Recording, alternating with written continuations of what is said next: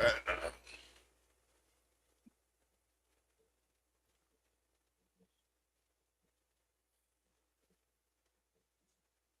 Hello, good morning, good afternoon, good evening, wherever you are in whatever geographical location you're located. Welcome again to the Movement Radio. This is the Movement Radio, your alternative radio station that is dedicated towards freedom, changing narrative, and empowering minds of the Nigerian people in particular and Africans in general. The Movement Radio, medium for liberation of the African minds. Welcome to our studio and welcome to our show for today. Our show for today is titled Truth on Fire. We will be dabbling into several aspects of issues going on around Nigeria and in Africa, and we will be focusing on the areas of positive impact towards the liberation of the minds of our people and Nigerians in Africa. Before we go on, my name is Alaba Pereira, and we are running live on several medium. We are running live on Facebook.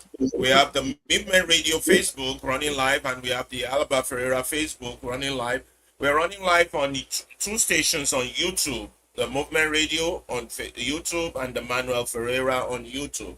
Also, we are running live on Twitch, the Movement Radio on Twitch, and we are running live on 3X stations. Two are visual, while one is audio. It is that audio one that starts with the letter M, the Movement Radio, that you can join us to request a microphone to join in the discussions that we have. Today, our discussion is Truth on Fire, and we are ready to set it all ablaze.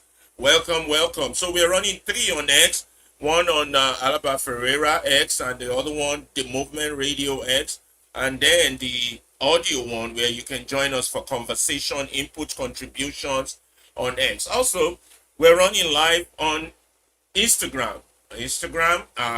On the Movement Radio on Instagram, or is it Alaba Ferreira on Instagram? I can't remember.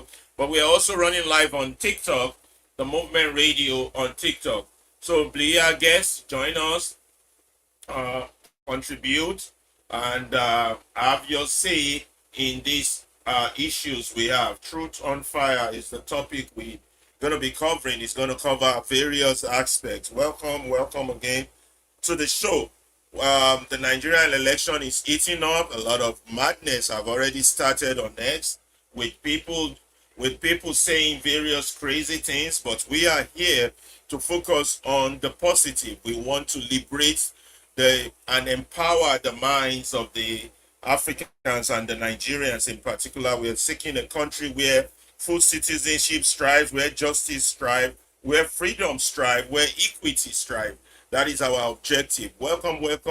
I have my colleagues here join on the studio. They're going to introduce themselves from Abuja, Nigeria, and from Lagos, Nigeria.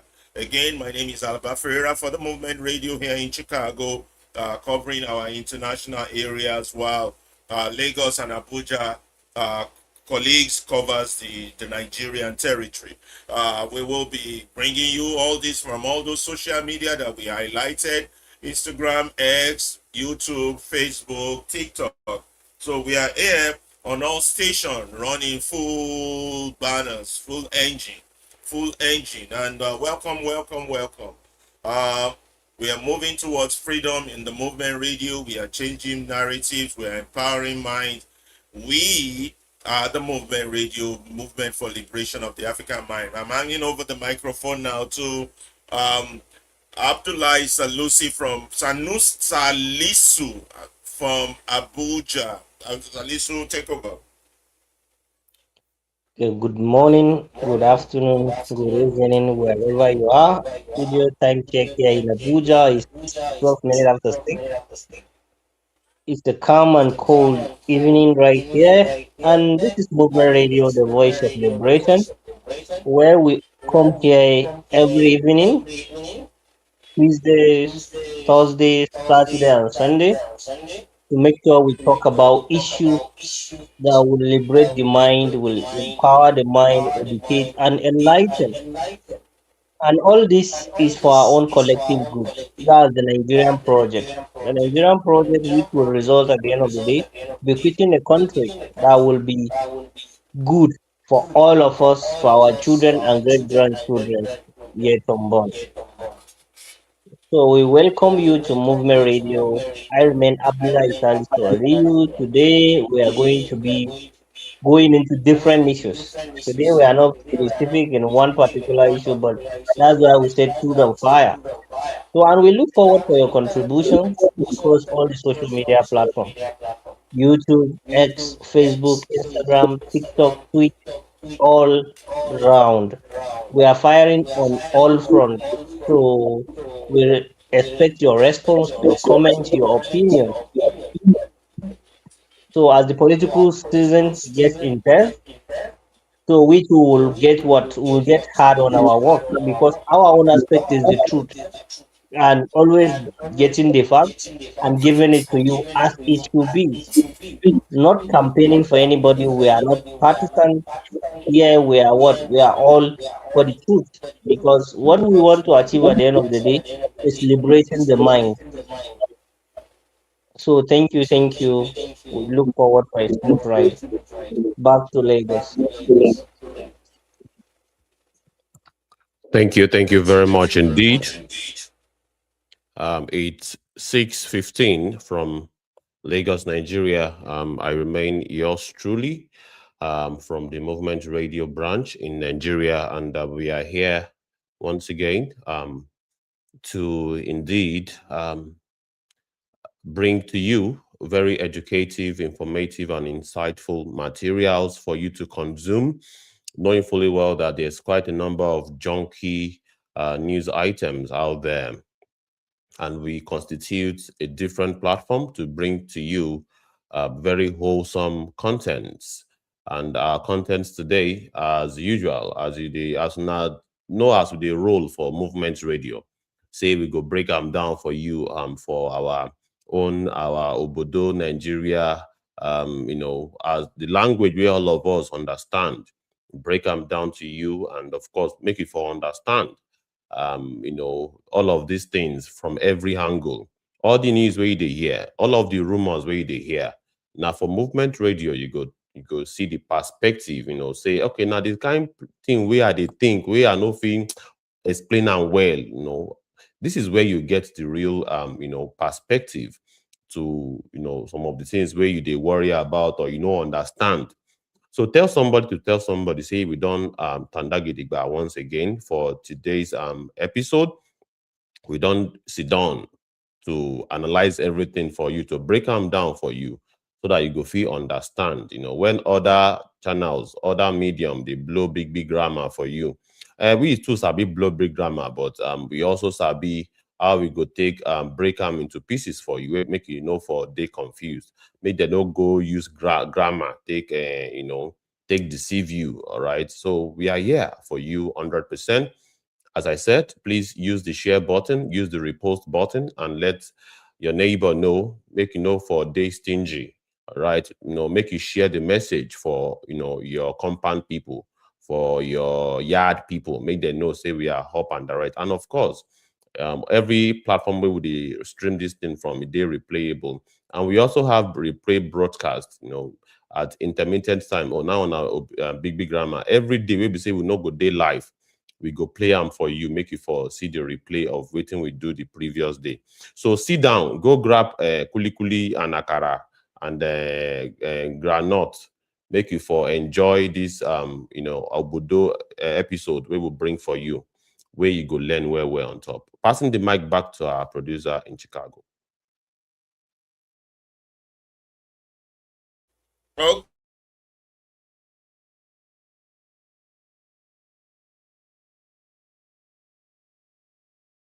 everybody knows about, written by George Orwell, Animal Farm. We believe that our political discussion their premises are based on the African farm, from revolution to freedom, from freedom back to enslavement. And the Nigerian situation is going in full circles regarding the animal farm. One Nigerian liberator fighter, Nnamdi Kanu, once called Nigeria an animal farm. But some erudite or educated or wise people kind of agree, respectfully to disagree, that if Nigeria was a zoo, then the zookeepers would have been arrested and would have been charged for violating animal rights. So Nigeria is not really a zoo, because in a zoo you have order, you have cages. The lion don't mix with the goats, the snake don't mix with the lizard and all that. But Nigeria is such a, we can't even call it a jungle, because jungle in itself has its own order, but Nigeria has no order, no rule of law, nothing. It's just it's if somebody can explain that country to you and you understand, then you must be totally insane. That's the saying we like to go by. So we want to share with you this perspective on the novel written by George Orwell, and then put it in context. We're going to do this twice. First, we just let the video play so you can listen to it. Then we're going to play it the second time, and then we're going to be pausing it in between to ask you one question. When they're talking about a specific character in that situation, who are the people in Nigeria that fits that character? That's what we want you to be able to tell us. If you don't give us an answer, we'll come up with our own answers. But it will be better if you give us some answers and make it interactive.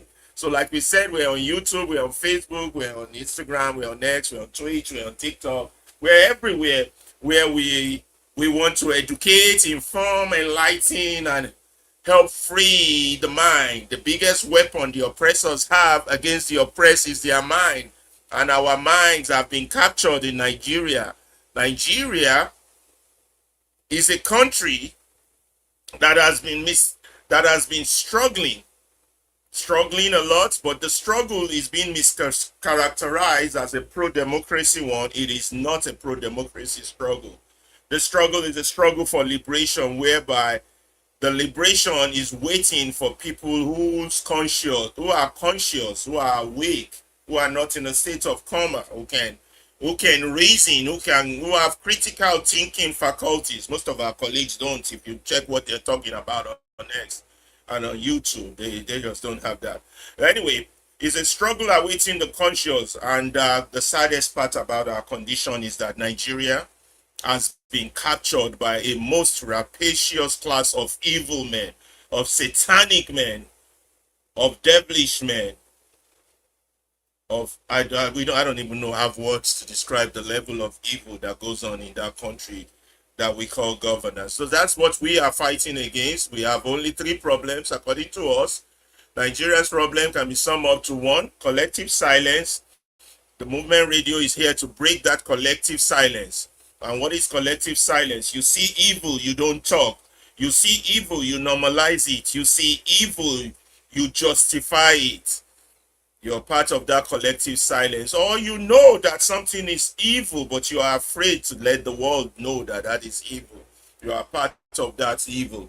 Or you are an enemy within, those who are the minions of this evil, those who defend it, protect it, support it for one reason or the other. The reason is usually they are benefiting, or they think they will benefit, or they hope they will benefit, or they are just plain ignorant. Those who support parties' loyalties more than their own family or personal interests. I've never seen anything like that. They support a party more than an Arsenal fan or a football fan or a basketball fan supports their team. It's like they support their party and they defy logic in their support. Like if anybody tells you he's a member of the APC, that person just lost their thinking faculty. And several of the other political party, PDP and all the other alphabets that exhibit themselves. Because we are not practicing democracy, we are practicing kakistocracy, whereby thieves are stealing everything they can steal from the country, destroying their own country, and running to another man's country to seek salvation there, or begging another man to come help them as if they are little children. So we have the enemies within. Those ones are the largest among them, very large number. Some are even enemies. They don't know they are enemies. They come on here, on X, on YouTube, on Instagram, speak big English, big grammar, confuse issues, instead of them to be the light that educates the masses that the direction we are going is not the right direction, so we can redirect our people and our people can be free.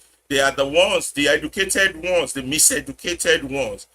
Right. Is that Rodney? I can't remember the author who wrote the book on miseducation. This man talks too much. I better stop talking so that the book can start on the pidgin version. Yeah, we just don't do English here. We do the pidgin. Pidgin is a broken English speaking by most Nigerians. We try to break it down to the simplest language so that people in our country can understand. And the last group of enemies we have are the big man. Those are your politicians. Those are the one running the country the same way the whites ran apartheid, the same way the whites ran segregation, the same way the whites ran slavery.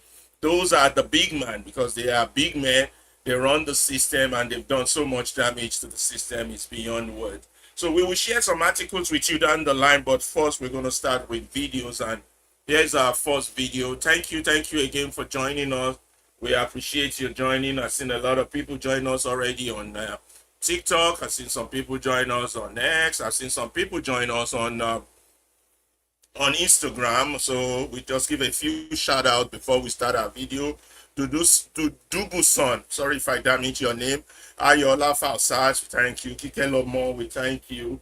And then Sunshine, we thank you for joining us. Big Sean, we thank you. James, we thank you. Jacqueline Brown, Radnif, Rafaline, Stan Blue, Anuja, Charity, Mama, Rocky, Twin One, New York City, Flood Week, Atolis, Kompachaka. Sorry if I damage your name, I totally apologize. Zodi, Toyo, PL, Nadoye, Pingo, Tails. You always warn me that this reading the names on this TikTok is not going to work because there are too many people there that I kind of keep. Okay, that's quite a lot of people there. But thank you all for joining us. Sorry I can't see your names on YouTube and Facebook, but thank you all the same for joining us. So let's share this video with you and then we'll get the program started. Thank you.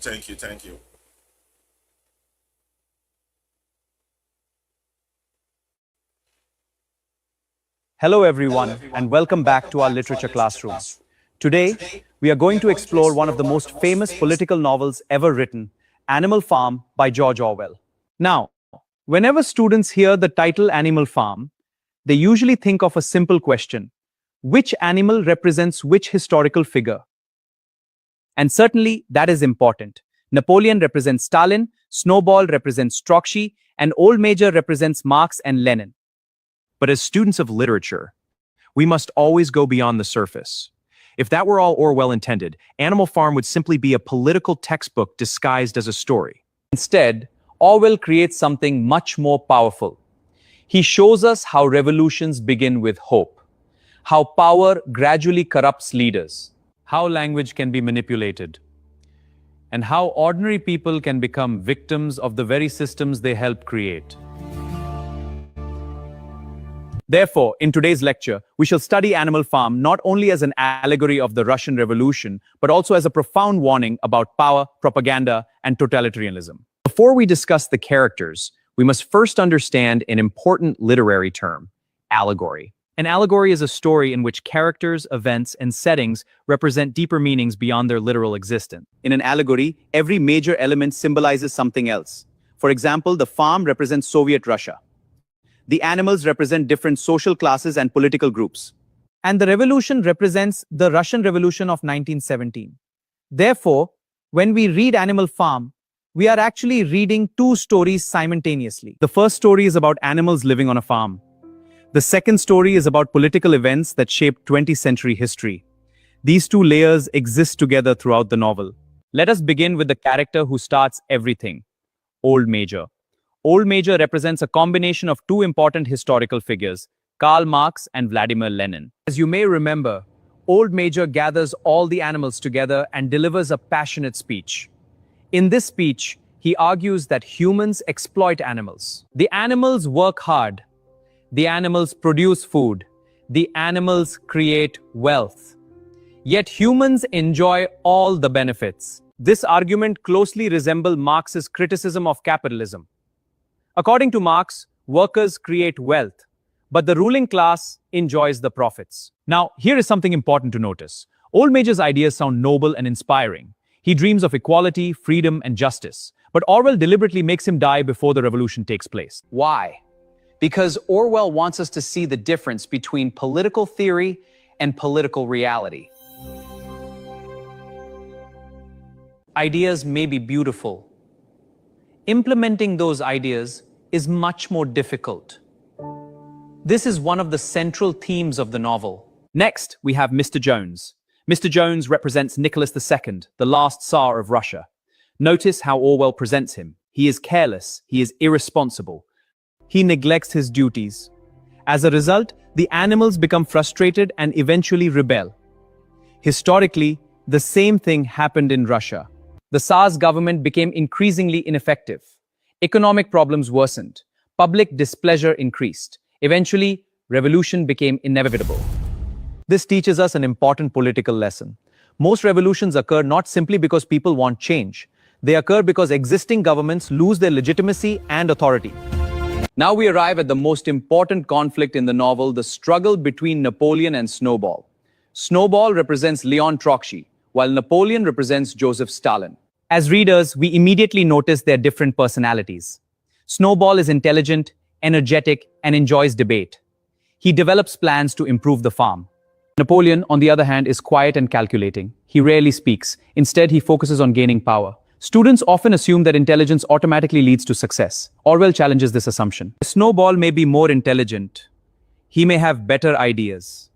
But Napoleon understands something more important. He understands power. While Snowball spends his time making speeches, Napoleon works quietly behind the scenes. Napoleon secretly trains the puppies. Those puppies later become his private army. When Napoleon uses the dogs to drive Snowball away, Orwell is symbolizing Stalin's removal of Trotsky from Soviet politics. However, notice something fascinating. After expelling Snowball, Napoleon adopts many of Snowball's ideas. For example, he eventually supports the windmill project. This shows us that Napoleon was never truly opposed to the idea itself. He simply wanted complete control.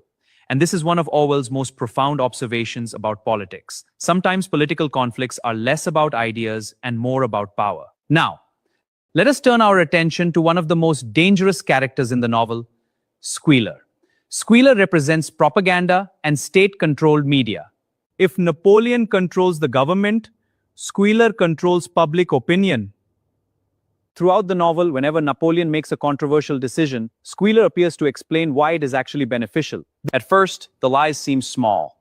The pigs need extra milk. The pigs need extra apples. The pigs deserve special treatment. Gradually, the lies become larger and larger. Eventually, Squealer begins rewriting history itself. This is extremely important. Totalitarian governments do not merely control the present. They often attempt to control the past. For example, Snowball's heroic actions during the Battle of the Cowshed are later erased and replaced with false stories. Similarly, the 7 commandments are secretly altered. Consider this famous example. Originally, the commandment states, "No animal shall kill any other animal." Later, it becomes, "No animal shall kill any other animal without cause." Just 2 extra words completely transform the meaning. Orwell wants us to understand that language is power. Whoever controls language often controls reality. Now let us discuss my favorite character in the novel, Boxer. Boxer represents the hardworking working class. He is physically strong. He is honest. He is loyal. And unfortunately, he is too trusting. His first famous motto is, "I will work harder." And his second motto is, "Napoleon is always right." At first glance, these seem admirable. Hard work is usually a positive quality. Loyalty is usually a positive quality. However, Orwell demonstrates that even virtues can become dangerous when they are not balanced with critical thinking. Boxer never questions authority. He never challenges propaganda. He never examines whether Napoleon deserves his loyalty. As a result, he becomes easy to exploit. The most heartbreaking moment in the novel occurs when Boxer becomes old and weak. After years of service, he expects care and support. Instead, Napoleon sells him to the knacker. The horse who built the farm is discarded once he is no longer useful. This scene reveals Orwell's devastating criticism of totalitarian systems. Let us now consider the dogs. The dogs represent Stalin's secret police. Historically, they symbolize organizations that enforced obedience through fear and violence. Notice what happens after the dogs gain power. Debates disappear. Opposition disappears. Criticism becomes dangerous. Fear replaces discussion. This is a hallmark of totalitarianism. In democratic societies, leaders persuade. In totalitarian societies, leaders intimidate. Orwell shows us how quickly freedom can vanish once fear becomes a political tool. Now we come to the final chapter. And here Orwell delivers his most powerful message. As the story ends, the pigs begin walking on two legs. They wear human clothes. They drink alcohol. They socialize with human farmers. In other words, they become exactly what they once opposed. The revolution promised equality. The revolution promised freedom. The revolution promised justice. Yet the new rulers become indistinguishable from the old rulers. This idea reaches its climax in one of the most famous lines in world literature. As literature students, we should recognize that this statement is logically impossible. No one can be more equal. The sentence deliberately violates logic. Yet it perfectly captures the hypocrisy of authoritarian regimes. They continue to speak the language of equality while practicing inequality. Through this final transformation, Orwell warns us that revolutions can fail when power becomes more important than principles. So, class, what is the ultimate lesson of Animal Farm? Is it simply a story about Soviet Russia? No, it is much more than that. It is a story about the corruption of power. It is a story about propaganda. It is a story about the manipulation of language. It is a story about the dangers of blind loyalty. Most importantly, it is a story about how revolutions can betray their original ideals. Orwell reminds us that freedom requires vigilance. Citizens must question authority. They must examine political language critically. They must remember history accurately. Because whenever people stop thinking critically, whenever propaganda replaces truth, and whenever power becomes concentrated in the hands of a few, the same pattern begins again. The pigs move into the farmhouse. The slogans remain. The promises remain. But freedom slowly disappears. And that is why Animal Farm remains one of the most important political allegories ever written. Thank you for joining me in today's lecture. If you found this analysis helpful, do share it with fellow literature students, and I look forward to seeing you in our next lecture on another great work of literature.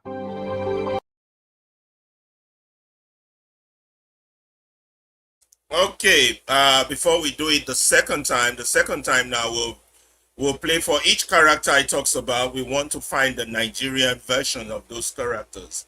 Do you think we can do this? We want to, translate Yeah, that story. absolutely, we can do it. Yeah, so if you're out there and you're listening to us and you want to join this conversation, please feel free to type your comment or pick up a microphone on X and join us. We want to take each character one by one from the beginning and say, what is the Nigerian version of these and where we are? And I want us to, if we are picking characters, let's take it as far back as we can, from 1914, 1960, not just current characters. Both current are good, but we want our people to have clear understanding of what a storyline is. Majority of our percent may not, or 95%. And for those who can engage us in this, will probably be less than 4 or 5% in terms of the 200 million population that we have. But either way, let us start. Before we start, comment from my colleagues on the studio regarding this Animal Farm presentation. Ibukun, you want to go first? Your comment before we Yes, start. this Animal Farm now literature we be saying a book where they very very important, where describe the games where they happen for society, between the strong and the weak, and different classes of society, different category of people for society, and the roles that they can play. All right, I call it power play, really. So that book, now written that they call allegory. Maybe say they talk about they talk about animals, but the real meaning of it has more, more meaning than just the animal. It translates to some things in real life, and we go break them down for you. All right, we go give you example of it in our society in Nigeria.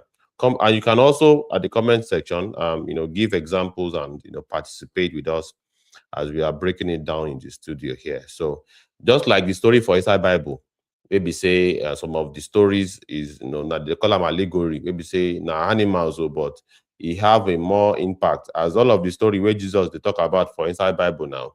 Maybe say you go talk about animals, you talk about things, but the meaning of it is beyond those animals or things that he's talking about. So we will do a bit of those today in our broadcast. So come with us. Passing the mic to you in Abuja. Okay, thank you for that explanation. And actually, when to anybody that knows the Animal Farm, when you read the book is quite interesting and it depicts a lot of characters. That when you look, even if we didn't go history land, anybody that is up to 20 or up to like let's say 25 in Nigeria should be able to at least pinpoint some individuals, some institutions that are clearly described by all these characters in the Animal Farm. As it is said, it is an allegory which animals are used to represent human characters. And actually, Orwell did a very good and wonderful job, and is clearly depicting because the situation, the way he picked, he described a situation far away from Nigeria. But when you look at it, you look at it as if he is describing a situation in Nigeria. It does to tell you that politics and governance is global. It's not just in a Nigeria or a particular environment issue. It's depicted every part of the world. It's just only the part that have liberated themselves to get to. And he cautioned us a lot about even the liberation or the revolutionary movement. That along the line, you might have a beautiful or bright idea, but along the line, you might deviate and lose your track and then start doing something. And then he also he cautioned the followers on knowing, okay, if you are moving or you believe in this person, always question the person. Don't just be blindly following, because blind following is what leads to where at the end of the day they don't know that the person that is they are following is all after power. So it's a lot of things Nigerians should be able to understand, more especially when we are in the political season. Some people might sing a lot of things, and then also in relations to political tussle or political opponents saying this, saying that, saying this, be cautious. At the end of the day, it might just be all for power, not for the liberation of the people. So you have to be very careful, very, very careful. If you have time, you can go and still revisit. Though we are going to help you with that for some of us that will not have time to go and read. Here in the studio, we are going to help you digest it and give you some clear examples as what is happening currently, though we might not directly sometimes call names, but we might pinpoint, we might describe in a very good way for you to be able to understand those characters and then their dangers in the current society that we are living. Let's continue. Sorry, my network tripped a little. So we can continue with our movement radio Chicago.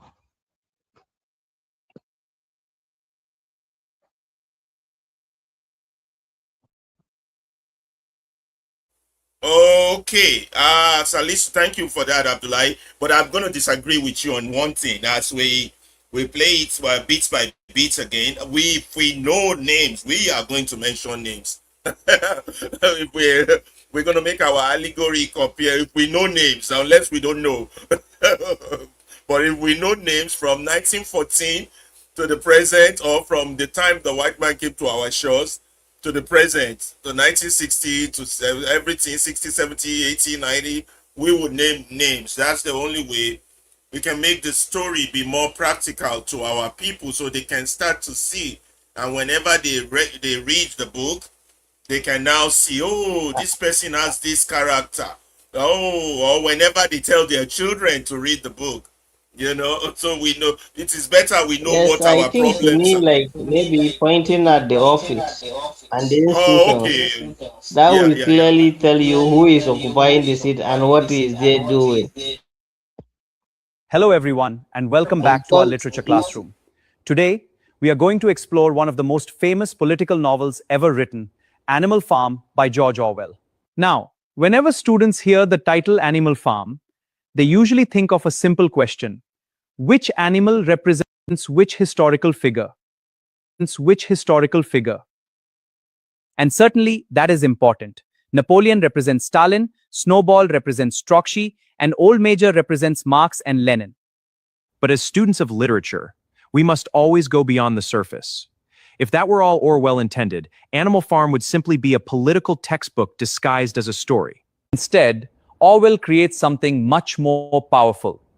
He shows us how revolutions begin with hope, how power gradually corrupts leaders, how language can be manipulated, and how ordinary people can become victims of the very systems they help create. Therefore, in today's lecture, we shall study Animal Farm not only as an allegory of the Russian Revolution, but also as a profound warning about power, propaganda, and totalitarianism. Before we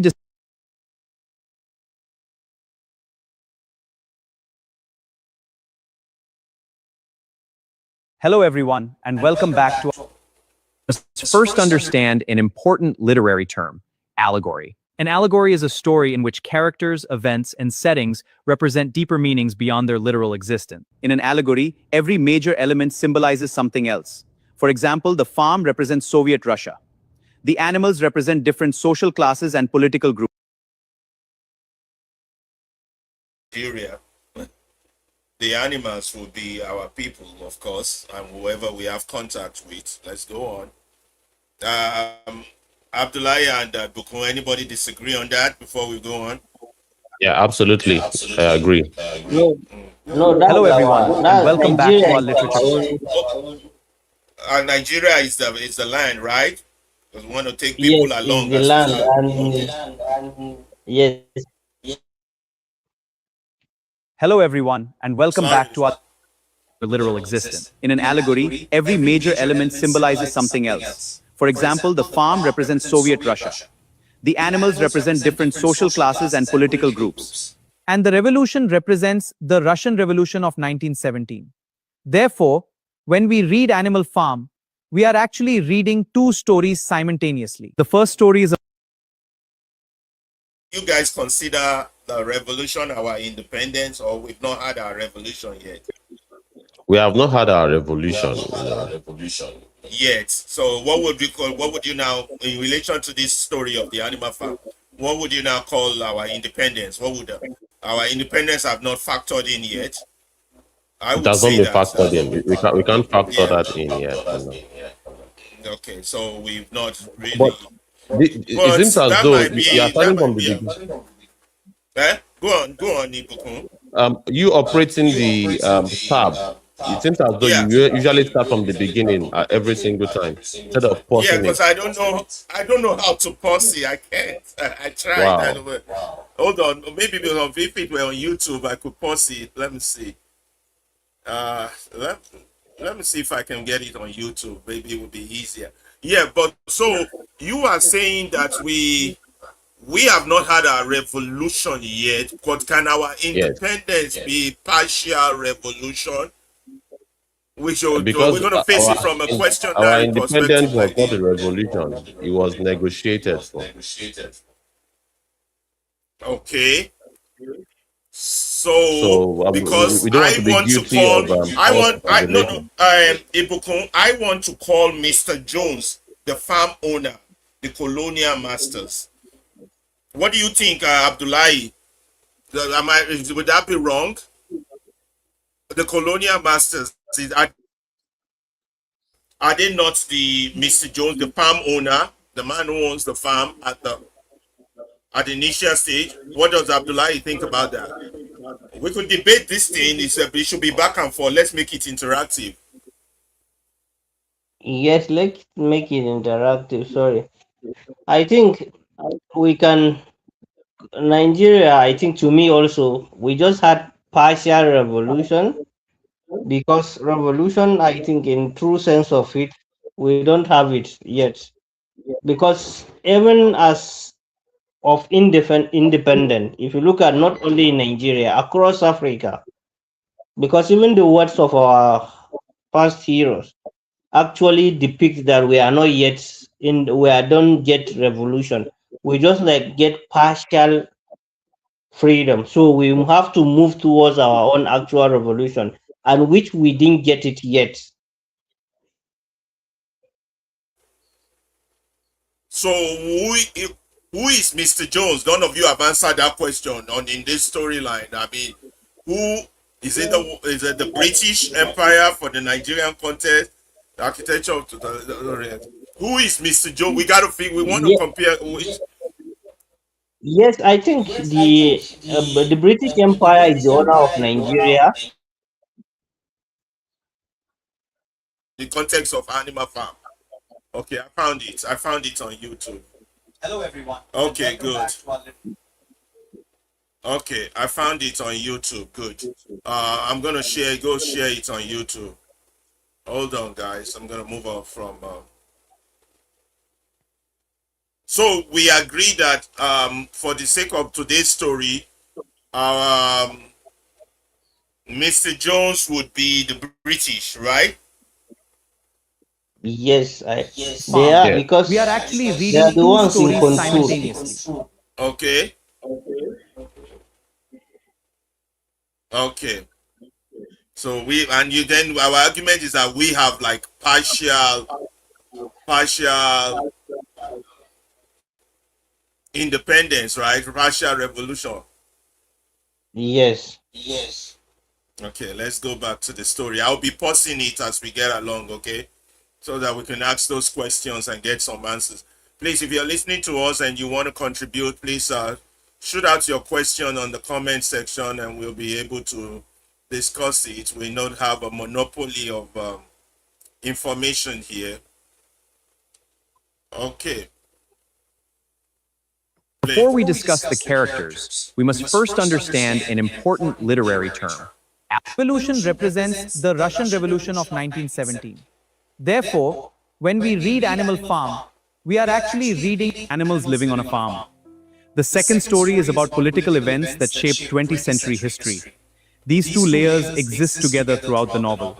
Let us begin with the character who starts everything, Old Major. So who is our own old major?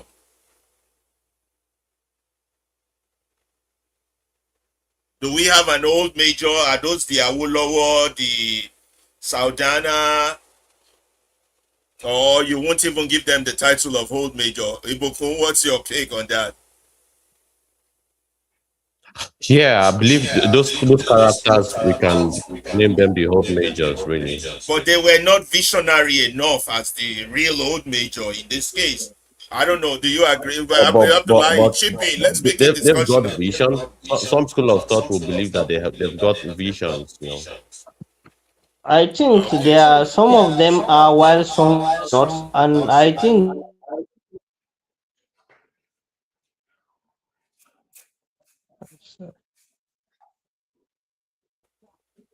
I think sorry. Salisu. Okay, yeah. Please proceed, Mr. Yes, Abdullahi. my network is just tripping. And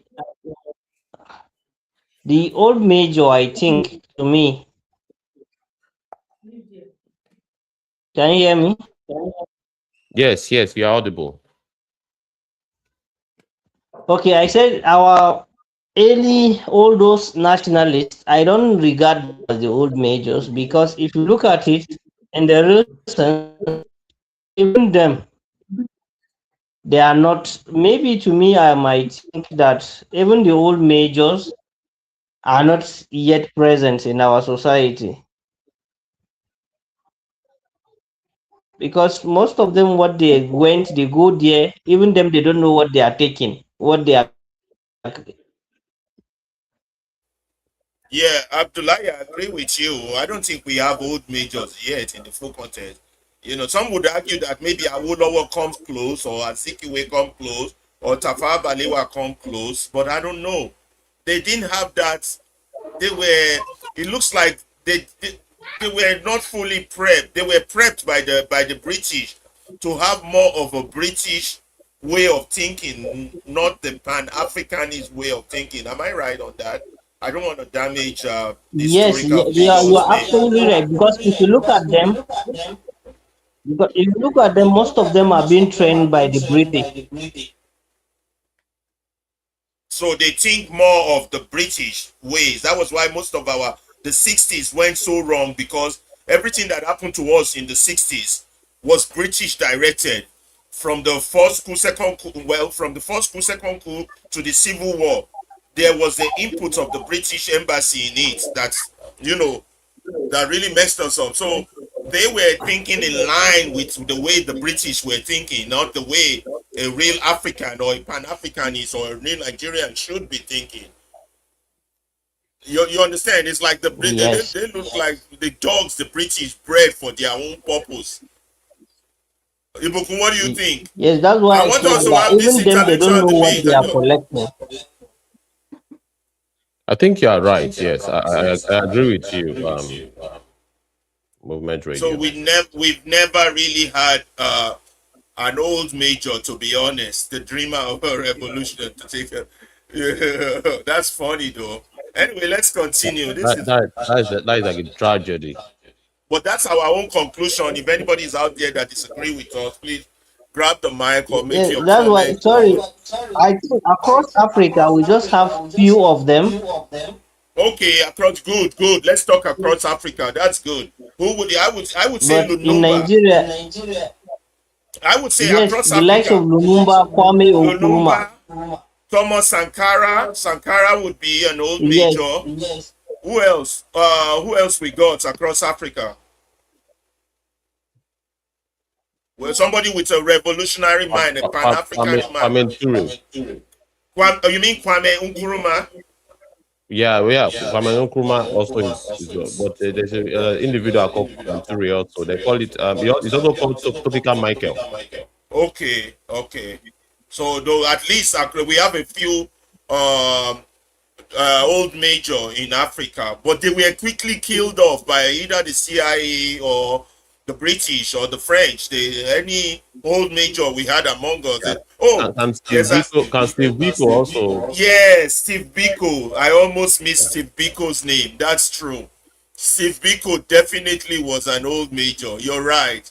So we have Steve Biko, we have Thomas Sankara, we have who else? We have Patrick Lumumba. what about that guy that was killed by the Obama administration? Gaddafi, is he an old Gaddafi. major? Yeah, we could. He's a visionary, yes. He's a visionary. That threatened the empire really.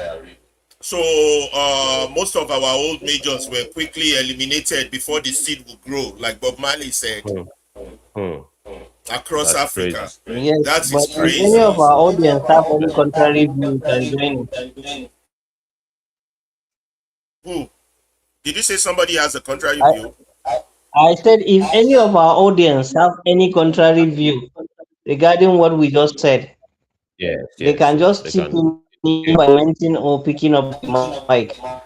Okay, yeah. If anybody's out there that disagree with what we are saying, we couldn't find an old major character in Nigeria, but we found one outside Nigeria within the African context.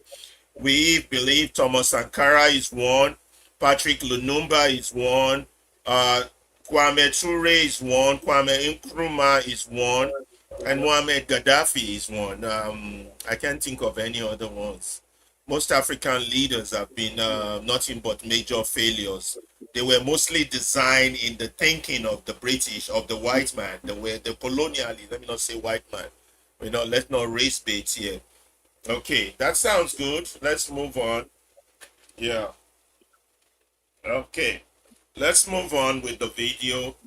Oh, my TikTok just went off. My phone ran out of juice. It's okay. I'm gonna plug it in again. Yeah. So continue. Let's continue. Let's see. Charged. Put this one in and keep it charging. Okay, let's continue. I'll be pausing it for the next guy. Okay, play. Old Major represents a combination of two important historical figures, Karl Marx and Vladimir Lenin. As you may remember, Old Major gathers all the animals together and delivers a passionate speech. In this speech, he argues that humans exploit animals. The animals work hard. The animals produce food. The animals create wealth. Yet humans enjoy all the benefits. This argument closely resembles Marx's criticism of capitalism.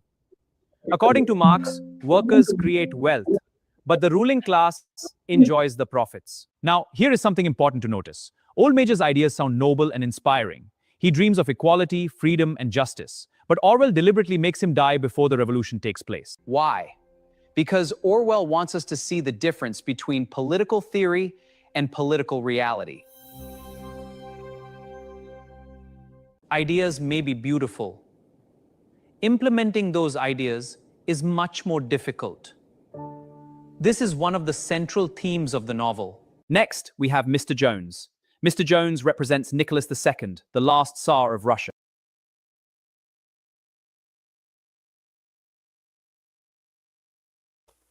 Did you guys hear me on that one?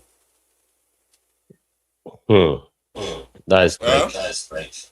Yeah, all the color, whether the British Empire, the French, the yeah. Okay. Okay, let's go. Colonial government and military dictatorship. And military dictatorship. Okay, good. Let's continue. Notice how Orwell presents him. He is careless. He is irresponsible. He neglects his duties. As a result, the animals become frustrated and eventually rebel. Historically, the same thing happened in Russia. The Tsar's government became increasingly ineffective. Economic problems worsened. Public displeasure increased. Eventually, revolution became inevitable.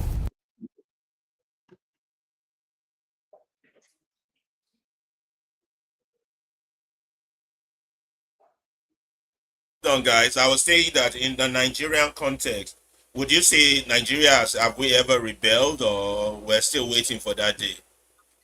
Well, at the scale that is needed, we have not. There have been quite a number of uprisings, but not at the scale of revolution. It might not be a full revolution, but do we even have a partial rebel against the status quo, Yes, the order of things from the British? we have the When and where? The Egba women riot in Oh, Abeokuta the Egba that women ousted the led king there. that ousted the king, led by Miss Fumilayo Ransom Kuti, correct? Yes, absolutely. Abdullahi, your contribution on that one. Have we ever had a rebel, whether full or partial?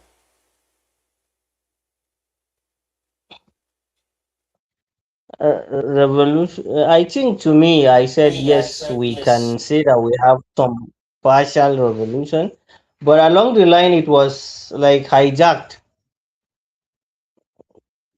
It was hijacked by by the state, Which one because do you have in if you look which at, one do you have in mind, Abdullahi? Which rebellion have we to had? me, I think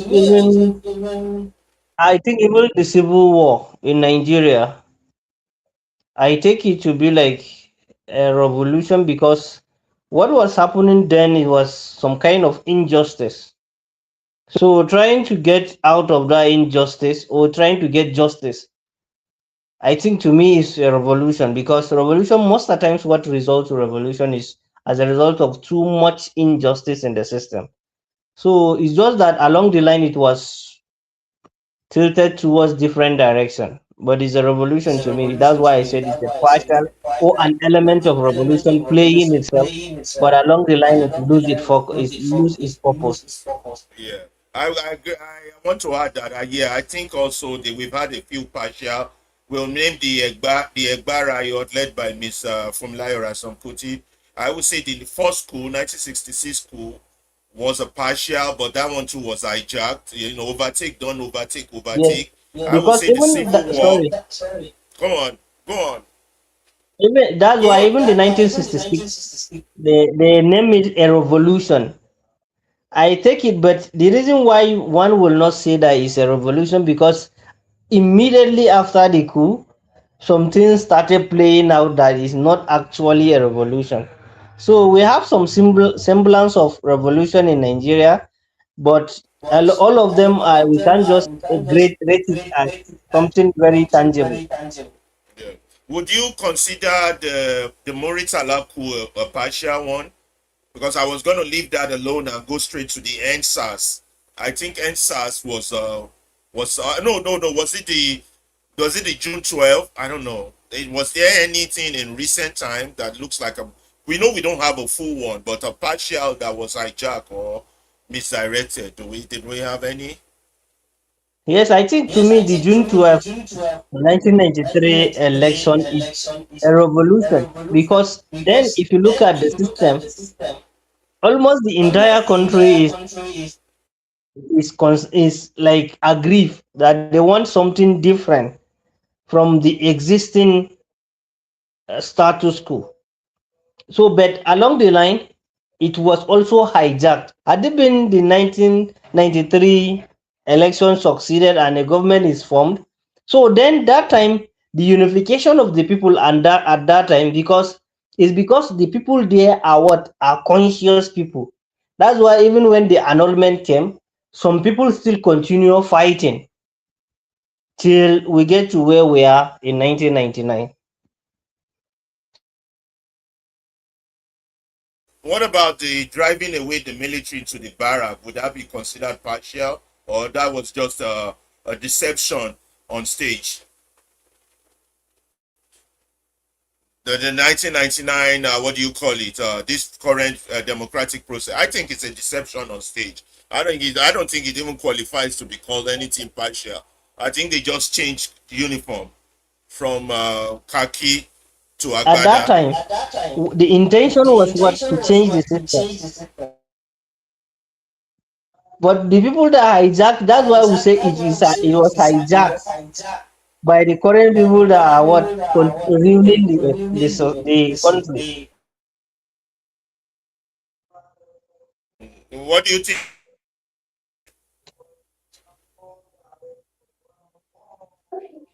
I think by and large we are right.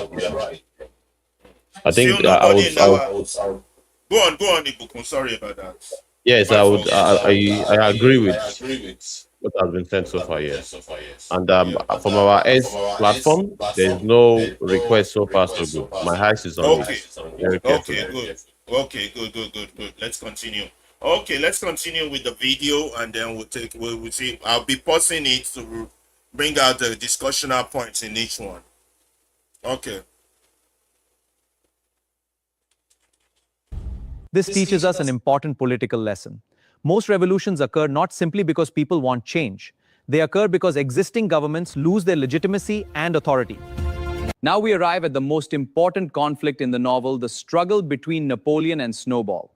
Snowball represents Leon Trotsky, while Napoleon represents Joseph Stalin. As readers, we immediately notice their different personalities.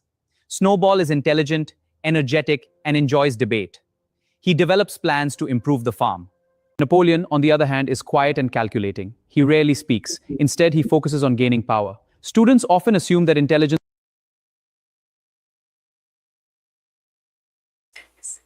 So, do we have a snowball in the Nigerian community since history started? And do we have a Napoleon? I know we have I know Babangida is a Napoleon. That I know for sure. I know about that I know for sure. And Eziogu, Kaduna Eziogu. Yeah, okay, Kaduna Ezegu might be snowball, but I know Babangida is okay, and then I don't know about Abacha, but okay, do we have these characters from? Okay, what would you call Obasanjo? Obasanjo is a Napoleon too. The Napoleon too, yes. Okay, let's name names now from 1960 to present. Do we have a snowball and a Napoleon in the Nigerian context, guys? I like this conversation. It's kind of good. We're breaking down history as well. Where do we categorize the likes of Awolowo Okay, that's a good question. Well, Abdullah, you want to answer that? How would you classify Awolowo? and Nnamdi Azikiwe and Ahmadu Bello? I think we already answered that question earlier when we Yes, said they were not then we have already put them where they are. where they are. They said they were not revolutionary. They had the mind frame of the Yes, they're like the colonizers. reformer. Yes, Yeah, they didn't have a revolutionary mind. They were trained to take over from the colonialists, and they were not fully pan-Africanist like we would expect them to be. I think we already answered that question. Okay, name some other characters that have ruled us that we could classify as or attempted to rule us that we could classify as Napoleon and Snowball. I know Babangida is that one for sure. Who else? Who else we got? What about Bacha? Should we go down the list from beginning to the end? Or there's no need. Yes, We I just think classify all of no, them I as think Napoleon. there is no need for that. By their character and their delivery, you can actually say where they are, because if you look at it in the real sense, most of them at the end of the day, when they get power, they becomes who they are truly. So you can all say that they are what most of them are Napoleons in a real sense. So I think the snowballs are the ones that are like really to find. Though some maybe we can say some of the people that make the attempt, like the MKO and the rest, you might say they have yes brilliant idea, they have all the things that we need, but along the line, the Napoleons take it over because they are always smart and calculative. Because smart not as say that intelligence, no, but they are what they are very calculative. They know when to strike and when to pick it. They're very corny. I would say for historical purpose of young people listening to us, Nigerian young people who don't have strong sense of history, and because history has been taken, I think we should start from 1960 and just name, okay, this leader that took over from this Napoleon, just for historical. I think we should start. And what's that Pengite song? Azikiwe lọ tán Ọbàlẹ́wà lọ tán. I think we should do that rundown till present and just tag them either Napoleon or Snowball. Most of them are Napoleon anyway. Let's start with who's the first? Who was the first? Was it Azikiwe or Balewa? Who was the first? Yes, Balewa was the president, was the prime minister. Then Azikiwe is the ceremonial president.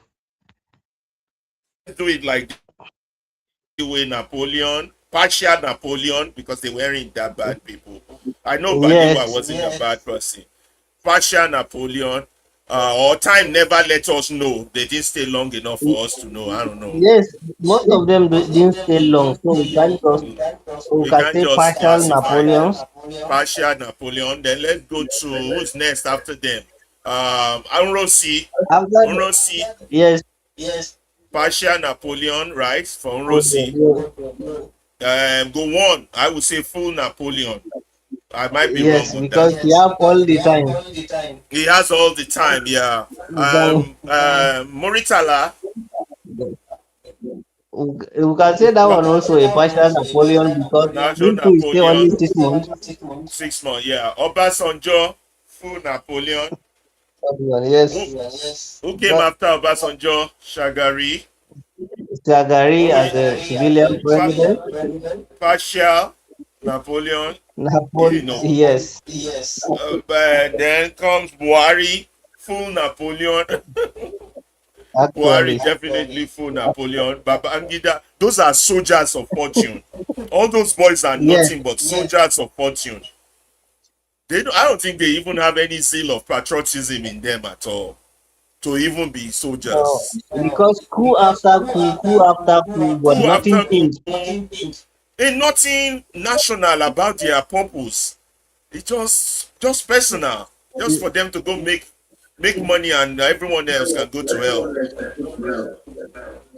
Okay, we got it up to Buhari the first time. Who came after Buhari? Anybody remind me? Babangida.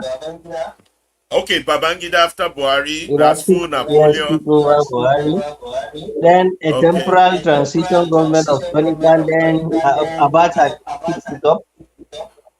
Uh, who's next Abacha after? took it up after Babangida Oh, Abacha full because Napoleon.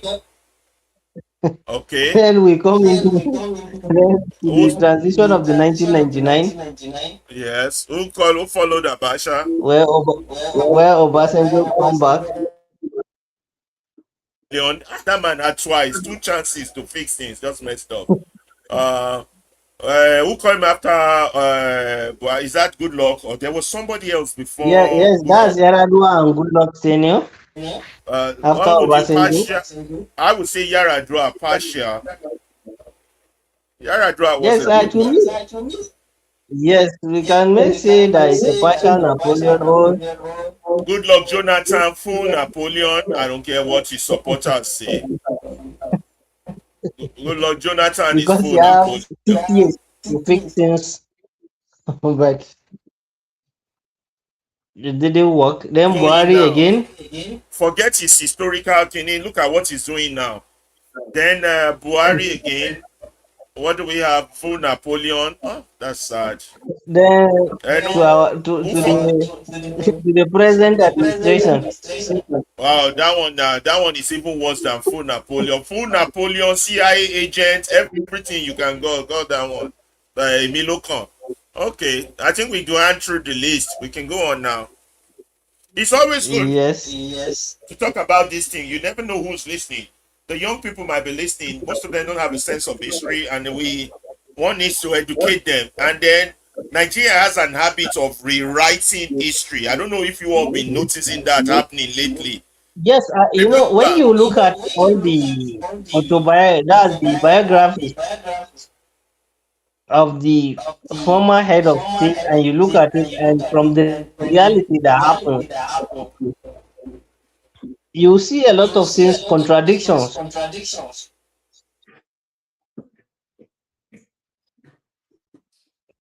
Because I think that's why I'm afraid what the next generation are going to get in relation to our history. Because they are rewriting history. They are the things we saw happen. They are telling us it didn't happen. Very soon they will tell us the Civil War never happened. You know, they're just rewriting history, trying to deodorize the pig, make themselves historical, create themselves in a new light of what they are not. You know, from Obasanjo's book to my command to Babangida's book to Gowon's book, none of them really, they're trying to rewrite history as if we never witnessed history. That's the game they're playing. You know, they're evil and bad, but they're trying to present themselves as good. What do you think, Ibukun? Yes, that is exactly what they will try to do. They wouldn't want the future generation to see them in negative light, so they try as much as possible to sanitize and whitewash the history a little bit. Is the reason why the fact that they even attempted, not attempted, they suspended the teaching of history in our schools, and the one that they have right now is even a more sanitized version of it. So it is quite deliberate, in my view. Okay, let's Even continue if you want to be fair, yeah. you are not supposed to write your history by yourself. Allow the history to say it by itself.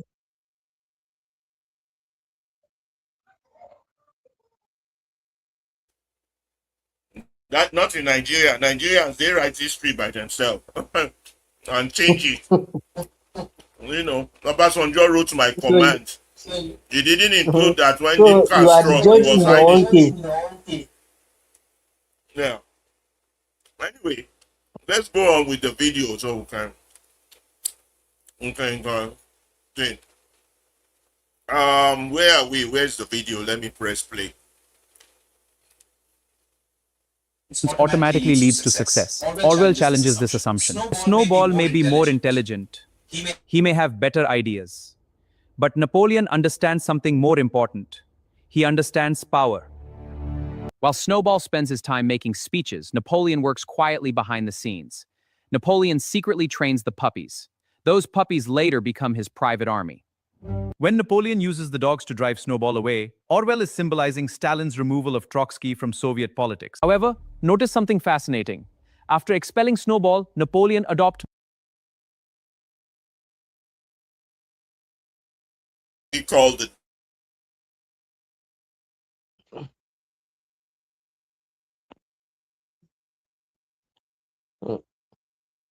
I didn't get you. Sorry. The dogs in this story context. Who are the dogs in Nigeria? Who were the That dogs?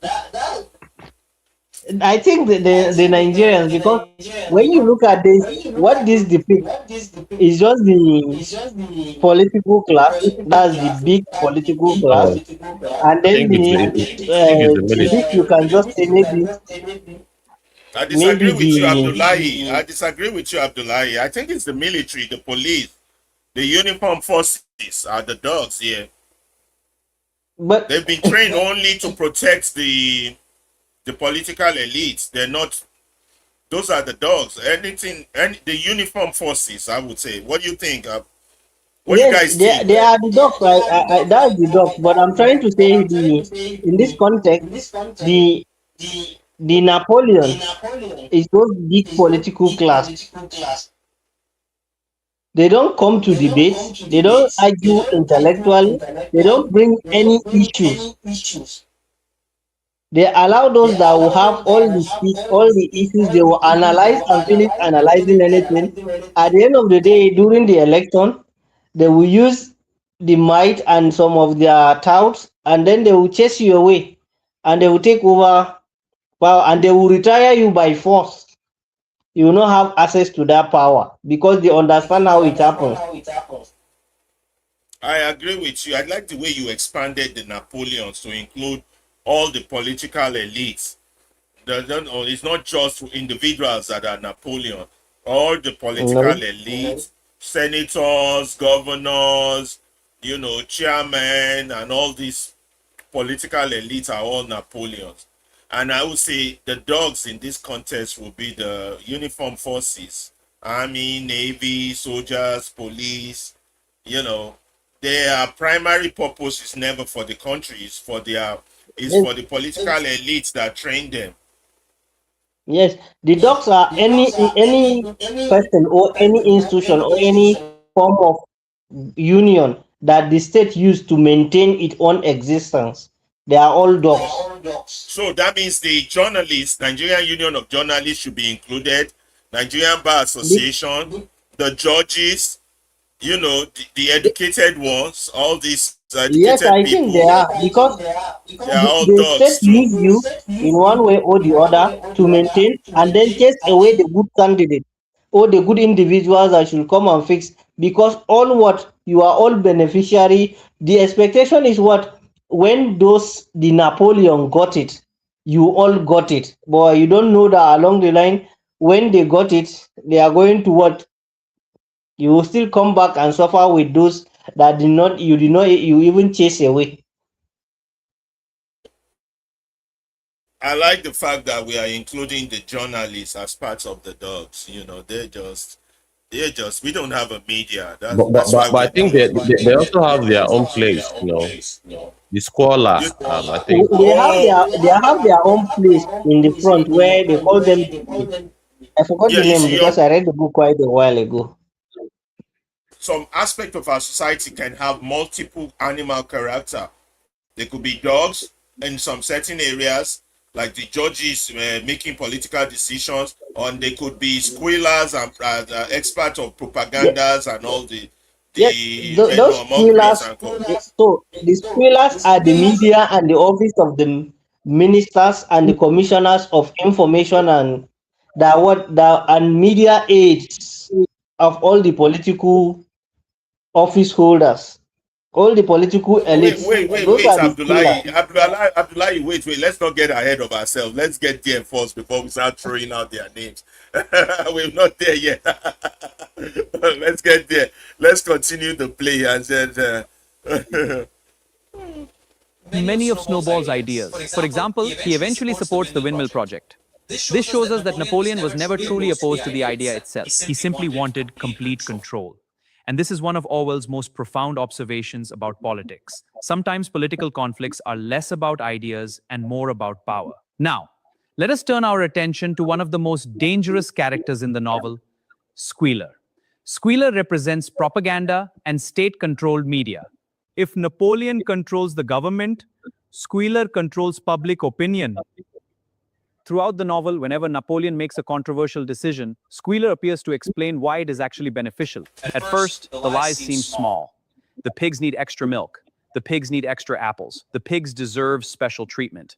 Gradually, the lies become larger and larger. Eventually,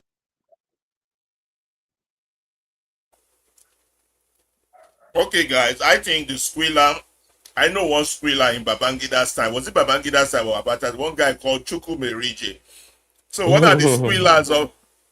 Who are the squealers of today? Who are the squealers of the past? I would call Abati also a squealer. The media. Then What's what that about guy? Lai Mohammed? Lai Mohammed. What about that guy that works for TVC? The one with the big mouth that just talks a lot of rubbish. Otito Loju, or what does he call himself? Do you remember Yes, his name? Babajide. Those are terrible squeal, and he looks like a squealer for real. Just look at his mouth. Who else are the squealers? Ureno Mokri. What's the other All one? those, Fanny to me, all the Kayode. political appointees, media aides, those ones that are created to maintain the integrity of the government. All those PR people, they are all squealers to me. What about those on X? Any squealers on X that you know, Iboko? Or you go on discussions all the time on X? We can name their names. I bet Tonwonja need Tonwonja. Any Right squealers? There's right one from guy I know. mindset. There's one guy I know that called Doggy or whatever he calls himself, or is it 10 over Yeah. 10? There's some Doggy. morons out there. That Doggy just, and Magnum. there's another one that calls himself Mindset. Comrade. It's mindset too. Mindset too. Name them, I beg. Which ones you know? Abdullahi, which squealers you know on X?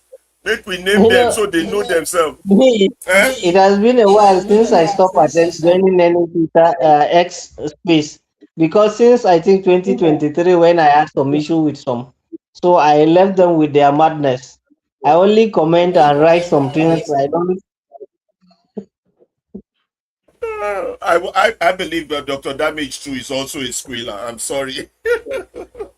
There's this guy called Well, VDM is not on X, but VDM is a squealer too. Renny Yeah, And there is one great aspect that we skip, I think, where he's saying that sometimes political battle is not all about a real idea, but who controls it. Because if you look at all those people that are fighting that, okay, we will not sell the refinery, we will not remove subsidy, we will not do they are just fighting with those things, not because there is who will control, who will benefit. That's what the ruiners are doing. Either PDP or this party, they are fighting that this person will not do this. At the end of the day, when they come into power, they will do it. So all they are doing is that they are not doing it for you. It's who controls. Just like the Napoleon is doing. That after he chased away the snowball, he then implement the policy. He's telling you that in Nigeria, even though some of them that you think they are not going to do this, when you chase this one away, as far as the system continues like this, they are just like, okay, let me not allow him to benefit from it. Would you? Sorry, Abdullahi and Ibuku. Would you guys consider Okibaloye a squealer? Yeah, in some sense, but it may not know that he is indeed a squealer. But in some So that sense, means he we gives do that have a aura. lot of squealers among us. I know a few also. Yeah. I know a few on YouTube. I know this guy called True Niger, forefather, he calls himself. I know one guy called Ovie. He's a squealer. I know one guy called KG. He's a squealer. Let me see a few ones that I still know on YouTube that are squealers. Anytime they think they have a microphone, they see themselves as superstars, and then they start blotting out poisons to the people. Poisons of poisons, propaganda of propaganda. Oh, there's another guy called AY. There's another guy. There's so many. So many of them, these squealers. So it's not just the Fani Kayode or the Reno or Mokri or the Buwalas that you should be worried about. There are squealers among us every day.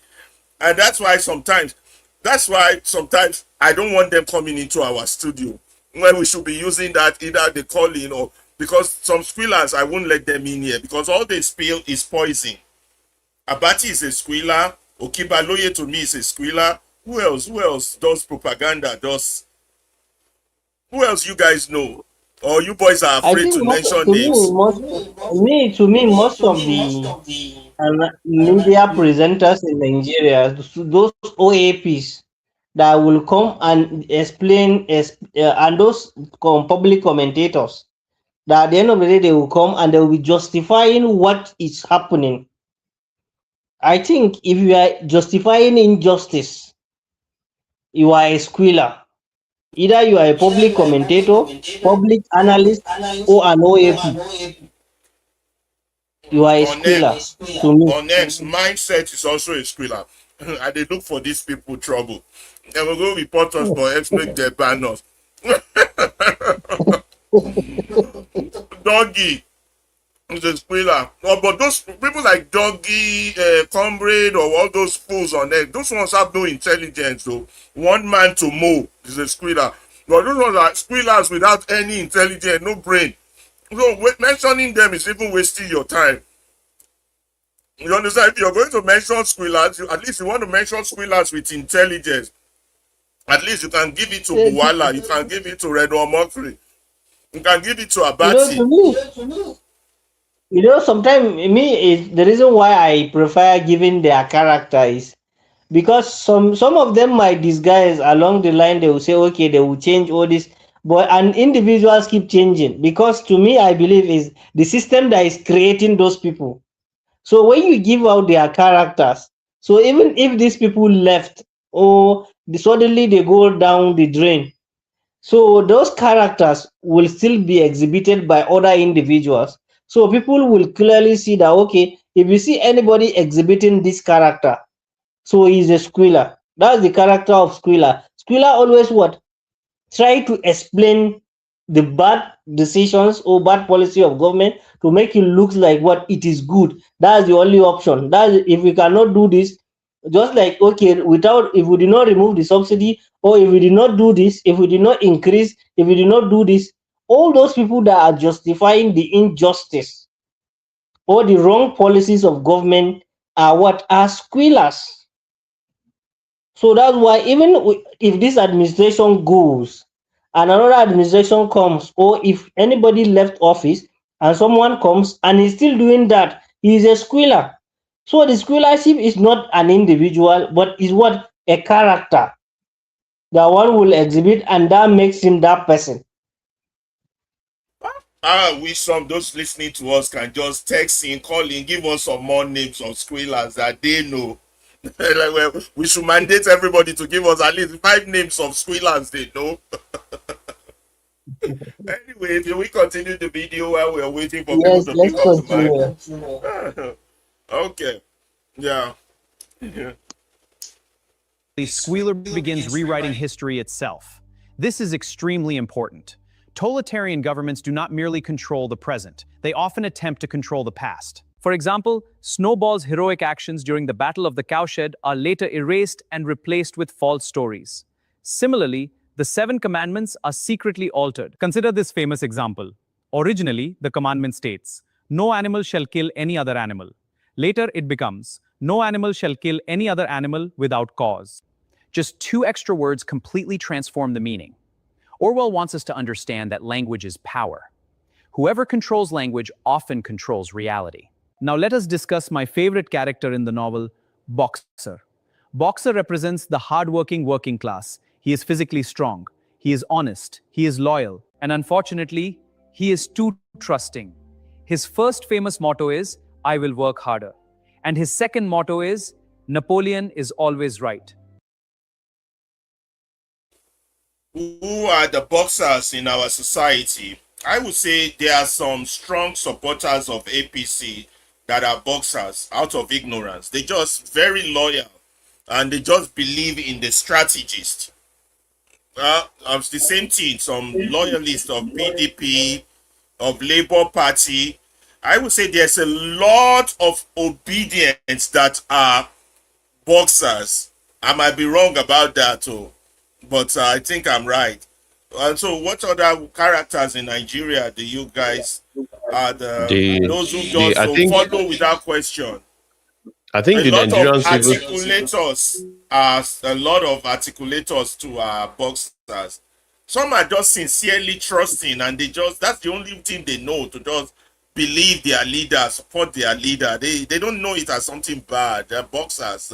They're being used, and they don't know they're being used. And there's a lot of them. So let's give more examples of who are the boxers in our society. Yeah, the Nigerian civil servants are boxers, and the professionals, all right, the Nigerian professionals. Because if you have to look at the history of Nigeria, you have seen these guys have these Nigerian civil servants, the permanent secretaries, and all of the rest, the doctors, the engineers, the bankers. They work very hard, without resisting the system. Hoping that they will also get a slice of the power game, going on. So, in my view, the Nigerian civil servants and the Nigerian professionals are boxer, really, yeah. Mr. Abdullahi? Yes, to me, I think you are right. The Nigerian civil servant and even those that are not within the formal, those informal and the informal sector are also boxers. Because if you look at it, most people, that's why we are called sometimes the resilience people, that will keep pushing despite what is happening. We say it will get better. It will get better. The government, and then we keep believing that yes, we will endure this. When we endure, better days are coming. So just like what you doing, so that's what we keep doing. So I think we have as many as possible as we can live. Yeah, you can. Another tragedy of the boxers. You just saw the retired uniform men, military officers and police officers marching in Abuja. Was it this week? Yeah, it was this week.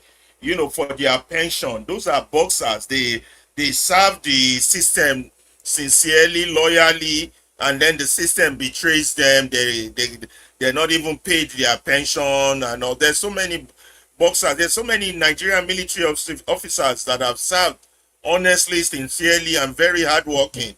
But at the end of the day, when they're retired and they get to their old age, they are utterly betrayed. They can't get their pension. Their money is not paid. The system, it's the system they defended, they protected, they were loyal to, now betrays them. Just like Boxer was sold eventually after his strength has went out. So a lot of, in terms of numbers, I would say 95% of Nigerians are boxers. The boxer character, they're just loyal to a fault. And that's why we said Nigeria needs disloyal voters. In one of our articles, we had that Nigeria needs disloyal voters. You cannot be loyal to something that is betraying you. That's insane, But a lot of workers, a lot of civil servants, would you consider Nigerian market women and Nigerian farmers as boxers? Abdullahi and Ibukun, can you guys? I think they are, because that's why we said majority of Nigerians have that character, because No, we I keep think adjusting there's another and character readjusting. that is there. There's another, the Clover. I think that the market women, and well, you can also call them boxers to an extent because they work hard. The Okada riders, and of course, But there's another character that is thing we can explore to depict the Clover is another character that we can use. Okay, let's wait until, let's not get ahead of ourselves. Let's wait until we get there. Let's keep playing the video. Yeah, you're right. So we shouldn't put the the Okada riders, the market women, the Nigerian farmers as a boxer. Yeah, I would say mostly civil servants, Yeah, it is uniform like a spectrum. Yes. personnel. Yeah, because not there. Okay, let's keep playing and we'll get more. Well, Yeah, it's a there's a spectrum. character to go around for every. Yes, absolutely. Let's play.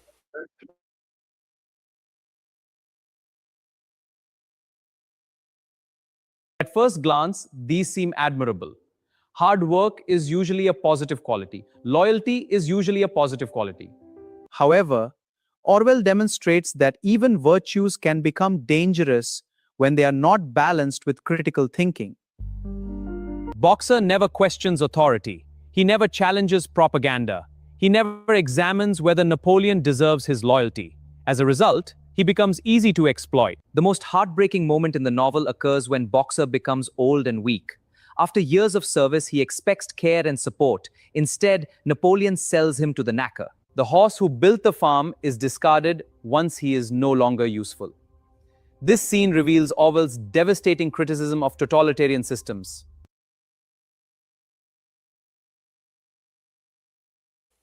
I just want to ask: do Nigerian Christians, members of the Redeem, the Nigerian Muslims, are they boxers? Do they fall into those categories? Abdullahi and Ibukun. Yes, I believe that's why I said it's a spectrum. But the most succinct example of boxer is what you said before. The retired military officers that has been used. They did not question how the propaganda of the previous government that they served. They have been used, all right, by the previous entities, and of course they have been discarded now, and they are now asked to. They are now in a place whereby they have to fight for their entitlement. So I think that those military officers that are a good example. Those retired military officers are a very succinct example of the boxers. But yes, you are very right. The religious people are also very much in that spectrum. Yes, yeah, I agree with you 100%. Let us now consider the dogs. The dogs represent Stalin's secret police. Historically, they symbolize organizations that enforced obedience through fear and violence. Notice what happens after the dogs gain power. Debates disappear, opposition disappears, criticism becomes dangerous, fear replaces discussion. This is a hallmark of totalitarianism. In democratic societies, leaders persuade. In totalitarian societies, leaders intimidate. Orwell shows us how quickly freedom can vanish once fear becomes a political tool.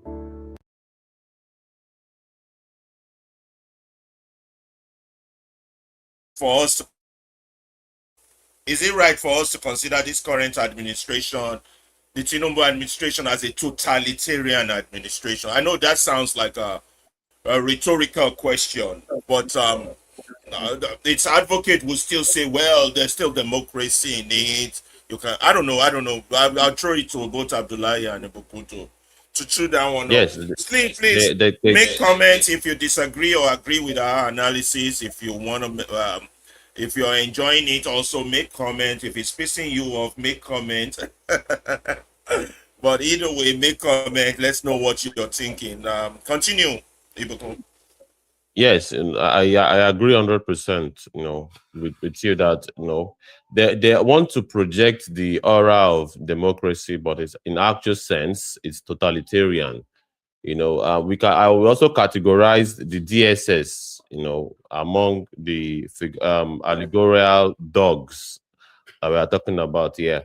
And what they are doing is very simple, to clamp down on dissenting voices, and intimidate people. All right, we see how they do their antics. So yes, What about in my view, what about the EFCC? yes, they are also categorized as dogs in my own view. They are the ones that go after selectively. So that is even the reason why it is more totalitarian, because they can freeze accounts at will at the slightest call of the Napoleon in power. So I can categorize this administration as totalitarian. It has all of the characteristics. It's not even propaganda. It has all of the characteristics of a totalitarian administration. Please proceed, Mr. Abdullahi. Yes, I think it's not only this government, the APC government, or sometimes even the previous government has some semblance of it, but it's more pronounced in this government because once you go against the government, Yes, you will it be big, metamorphosized. The whole thing got worse and worse yes, and worse and worse as time worse goes on. and Yeah. worse. So that's it's just like we keep running. It's just snowballing from one administration to the other, and it keeps was growing, just like how a tree, when you plant it, it's small, it keeps growing, it keeps growing, it keeps growing. So this government, it has grown in this government more bigger than in the previous administration. So it's a totalitarian system, and then we can say that all the agents, well, it's not only EFCC, DSS, or they are all agents. All the uniform and the military and the paramilitary are all the dogs that what go and pick and do all the works of the Napoleon. So that's why they are all there.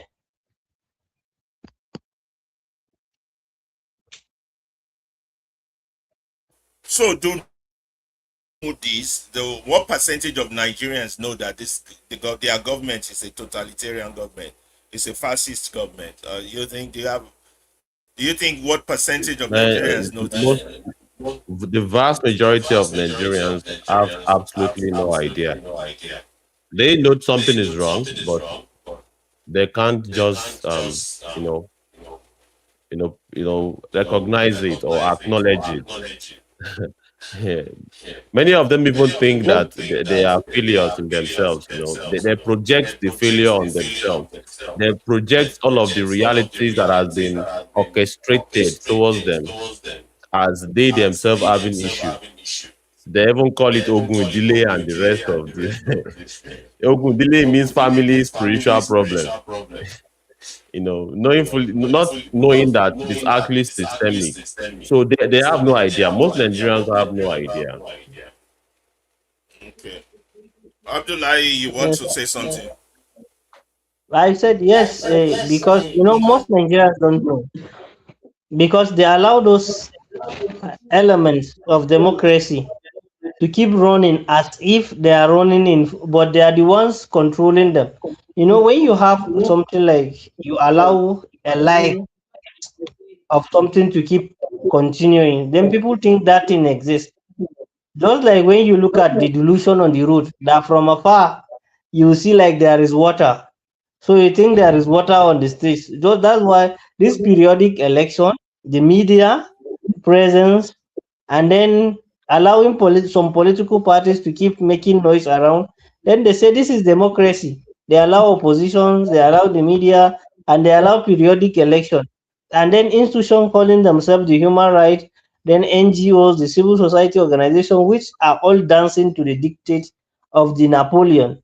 So those things, they make them look like yes, there is democracy, but democracy is not in presence. So And, that's and what of they are course, using to deceive. to add to that, the whole voter apathy situation where citizens refuse to participate in election is a classic example of the reason why it is totalitarian, because people they don't believe in democratic process any longer. They believe that their vote doesn't count, and in a state where votes don't count, and citizens, the vast majority of the citizens have this belief. In this last election, just barely 30% of the voting, electorates participated. So that is an indication right there. People do not believe in the democracy, because if they believe in it, they will participate in it. So that, and of course, if they don't believe in it, it means either consciously or subconsciously, they know that it is a totalitarian regime. Absolutely. So please, that is just my comment about that. Now we come to the final chapter. And here Orwell delivers his most powerful message. As the story ends, the pigs begin walking on two legs. They wear human clothes. They drink alcohol. They socialize with human farmers. In other words, they become exactly what they once opposed. The revolution promised equality. The revolution promised freedom. The revolution promised justice. Yet the new rulers become indistinguishable from the old rulers.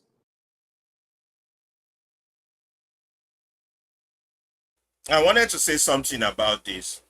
Somebody put a tweet out there one time and said that I don't know if I can still find the video. I probably do when we have time. But so about a tweet out there, one of these content creators with large followership or medium followership, that that's the Kanu's governor, whichever governor that just did the marriage thing, is doing the thing the people want, and that's why they keep voting for people like that. That was his opinion. So I replied that that's an Olodo uprising remark.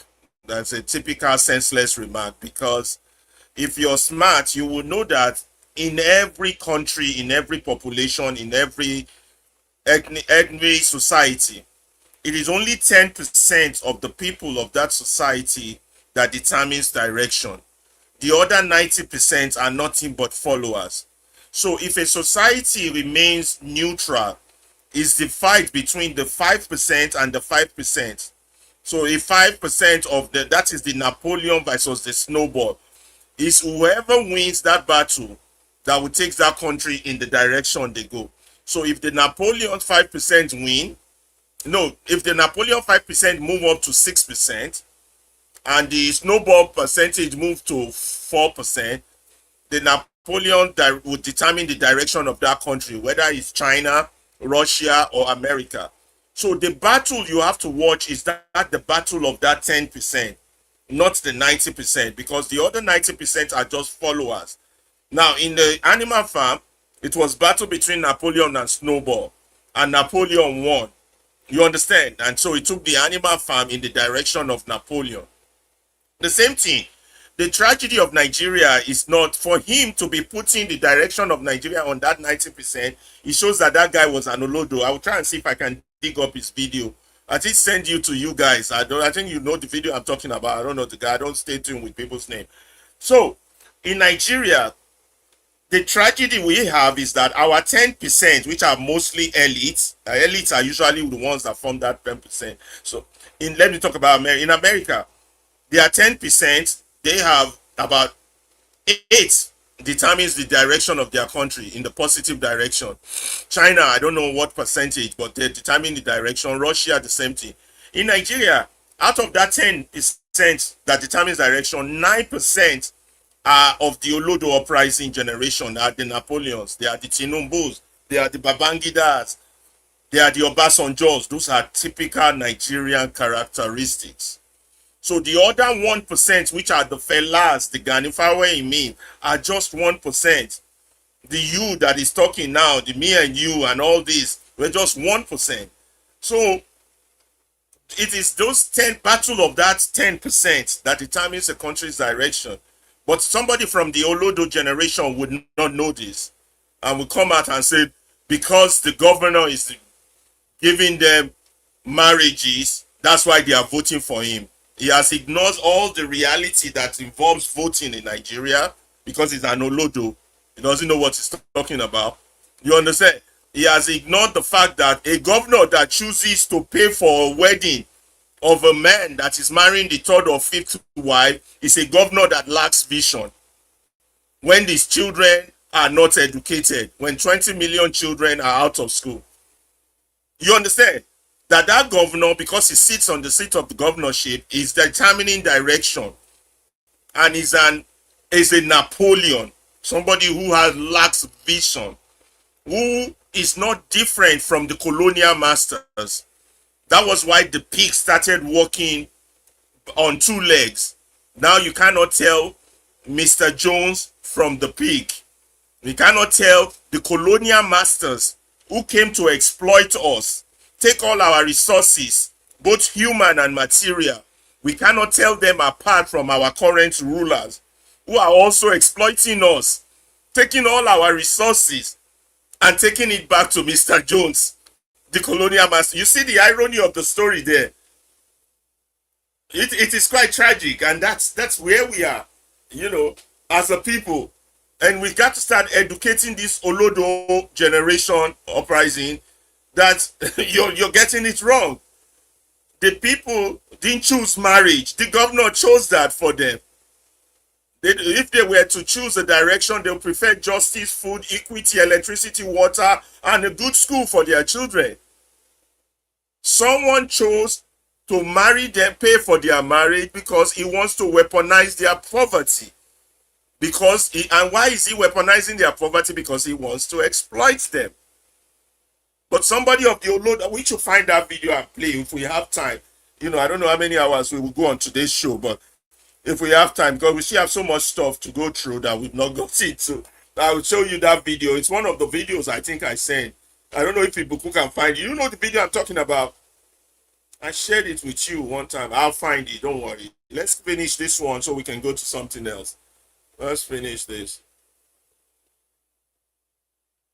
This idea reaches its climax in one of the most famous lines in world literature. As literature students, we should recognize that this statement is logically impossible. No one can be more equal. The sentence deliberately violates logic. Yet it perfectly captures the hypocrisy of authoritarian regimes.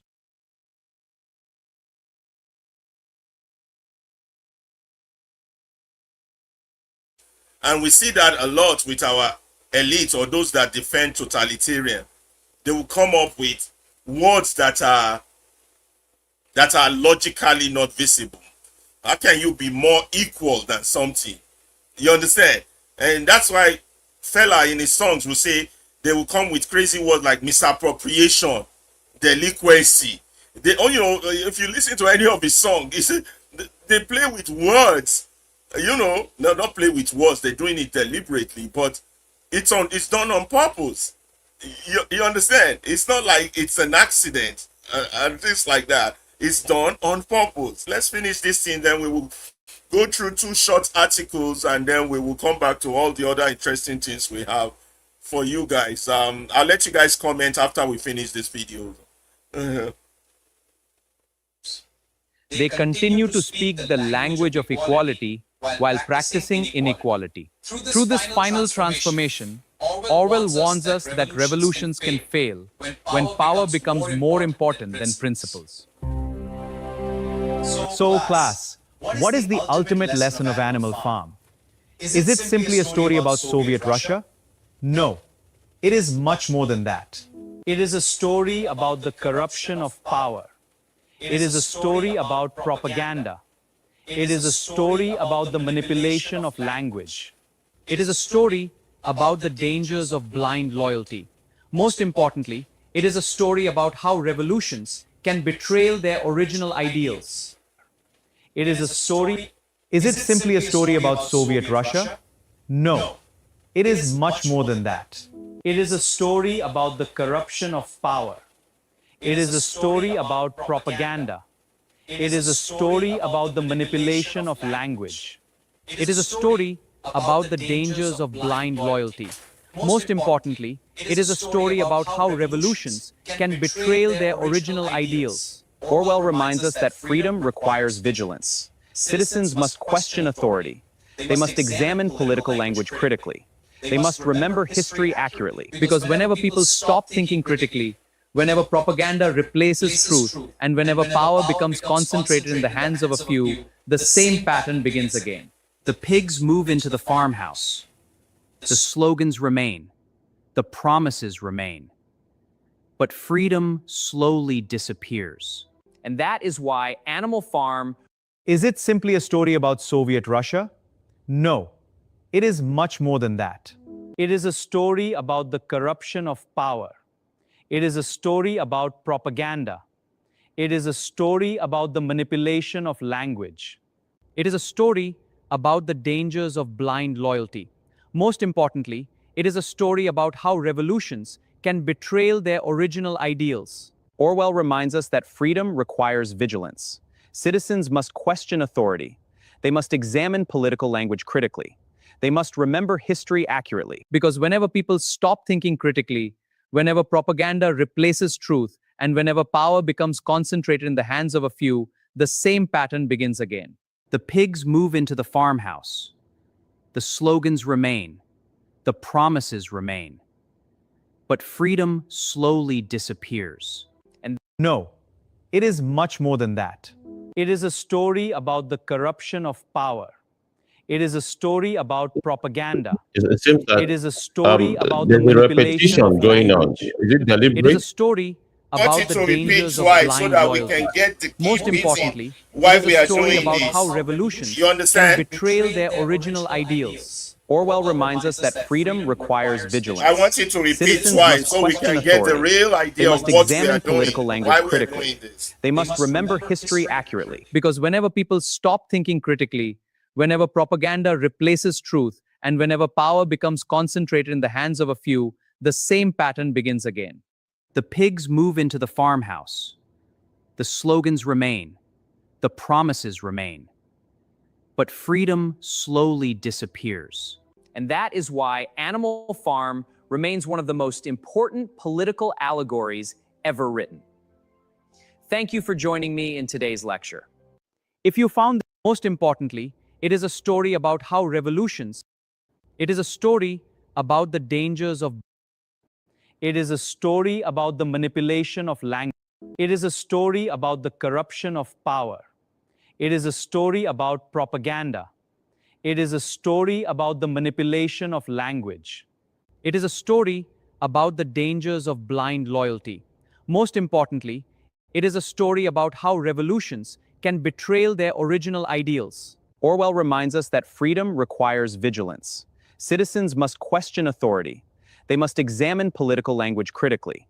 They must remember history accurately. Because whenever people stop thinking critically, whenever propaganda replaces truth, and whenever power becomes concentrated in the hands of a few, the same pattern begins again. The pigs move into the farmhouse. The slogans remain. The promises remain. But freedom slowly disappears. And that, no, it is much more than that. It is a story about the corruption of power. It is a story about propaganda. It is a story about the manipulation of language. It is a story about the dangers of blind loyalty. Most importantly, it is a story about how revolutions can betray their original ideals. Orwell reminds us that freedom requires vigilance. Citizens must question authority. They must examine political language critically. They must remember history accurately. Because whenever people stop thinking critically, whenever propaganda replaces truth, and whenever power becomes concentrated in the hands of a few, the same pattern begins again. The pigs move into the farmhouse. The slogans remain. The promises remain. But freedom slowly disappears. And that is why Animal Farm remains one of the most important political allegories ever written. Thank you for joining me in today's lecture. If you found this analysis helpful, do share it with fellow literature students.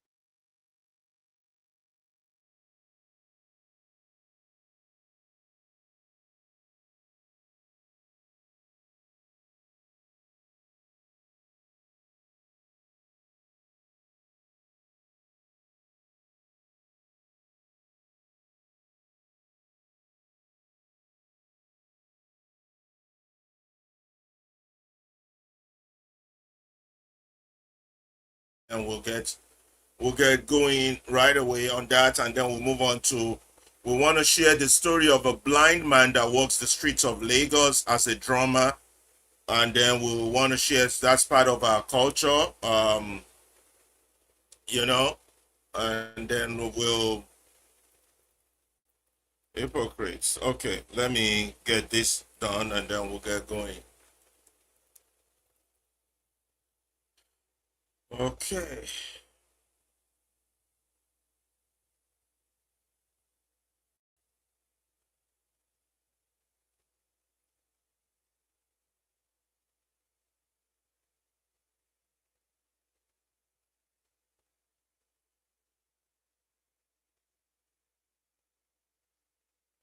Let me share that. Any comment from you guys while I'm sharing? You guys want to mention, repeat our jingle, our purpose for the people listening, and ask them if they want to join us. We must be getting too in depth for the audience for them to be afraid to join us. Well, I don't. Well, I just believe that we are doing a fantastic job to bring educative content, and I believe as time goes on, in not too distant future, or the audience will warm up to us. They would begin to participate. They want to get familiarized with us. They want to know exactly what we are all about. They want to know whether or not we are propaganda machines or perhaps paid um, actors, just like the rest of the bunch. Because you know how the Nigerian space is just saturated with so much rubbish. So I believe the whole radio silence from the side of our audience is just them sizing us up, really, in my view. What do you think, Mr. Abdullahi? Yes, you are quite right because I just as I said, the consistency is what matters. As time continues going on, what will get the crowd and will get the contributions because I know many of them are just looking at okay, who are these people? What are they doing? Will they continue with it? Or along the line them too they will drop and go back to the and join the bad wagon. So that's why they're just looking at us and monitoring because people are definitely watching. Definitely people are watching. So let's keep doing it. And then along as time goes on, we'll get it right. We'll get the population, we'll liberate the people, and then as much as we can, let's just keep it up.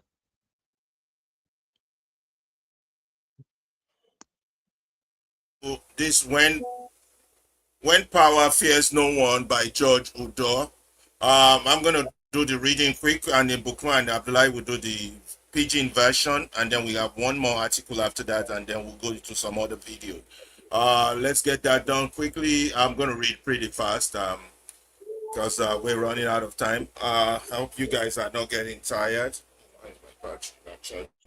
I gotta be careful with that. Okay.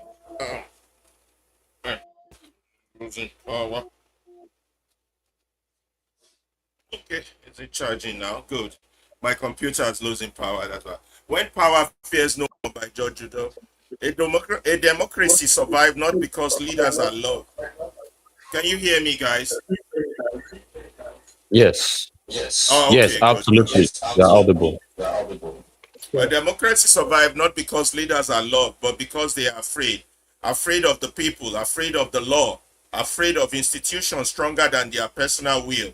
The moment a president stops fearing anyone in the country and a governor fears no one in his state, democracy quietly gives way to tyranny. Power without fear is not leadership. It is a domination. It is domination. In Nigeria today, power no longer looks accountable. It looks absolute. If we observe keenly, the Nigerian president is not restrained by institution. Rather, institutions are restrained by the president. The legislature, the judiciary, the security agencies, even party structures increasingly appear timid, cautious, or outright submissive. Instead of power flowing upward from the people, it flows downward from one individual, creating a political culture where questioning authority is treated as rebellion and dissent is criminalized. This crisis has deepened under the current political climate. Under Tinubu's regime, what we are witnessing is not an organic political loyalty but coordinated political surrender. Governors decamp en masse into the ruling party not because of ideology or policy alignment, but because power has become centralized and survival seems to depend on proximity to it. They wear signature cards, chant rehearsed slogans on your mandate we shall stand, and perform loyalty as a political ritual. This is not democracy. This is court politics. When a president begins to resemble a deity, hardly questioned, rarely challenged, always obeyed, the state has crossed a dangerous line. Power becomes personalized. Governance becomes worship. Citizens become subject. Today, what the president wants, he gets. not through persuasion or consensus, but through influence, pressure, and fear. History warns us that what happened next, if a third-term agenda were to surface again, as it did under Obasanjo, there is every indication that the National Assembly would not resist it with the courage seen in the past. The political class has been domesticated. Opposition has been weakened, fragmented, or absorbed. Institution that should act as firewall against excess power now appears extension of executive will. What makes this moment even more troubling is the near disappearance of influential, fearless critics in previous eras. Nigeria had voices that power could not silence. Fela Anikulapo Kuti, Gani Fawehinmi, and others who confronted government openly, protested unpopular policies, and forced accountability. They challenged regimes whose policy, by comparison, were less economically suffocating than what Nigerians experience today. Now, at a time when policy deeply affect livelihood, fuel subsidy removal, current instability,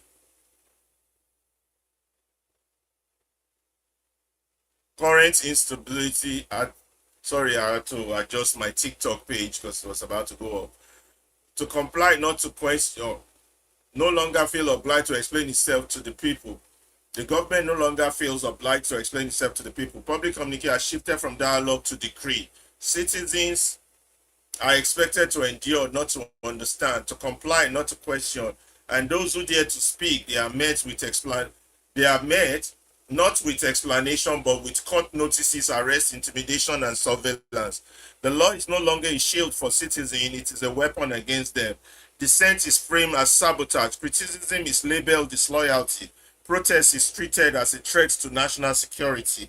With the exception of a few persistent voices like Omoyele Sowore, critical opposition and Dele Farotimi, critical opposition has been reduced to whispers. Citizen society is cautious. Media houses self-censor. Influencers calculate reach before speaking. Fear has replaced courage as the dominant political emotion. This is how democracies die. Not with tanks on the street, but with applause in the parliament. Not through coups, but through compliance. Not by force alone, but by silence. A government that is not afraid of its people will never serve them. A leader who is never questioned will never correct himself. And a nation that worships power will eventually be crushed by it.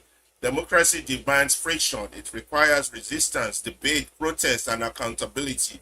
Where these are absent, what remains is not order, but quiet authoritarianism dressed in democratic language, enforced by fear and sustained by collective surrender.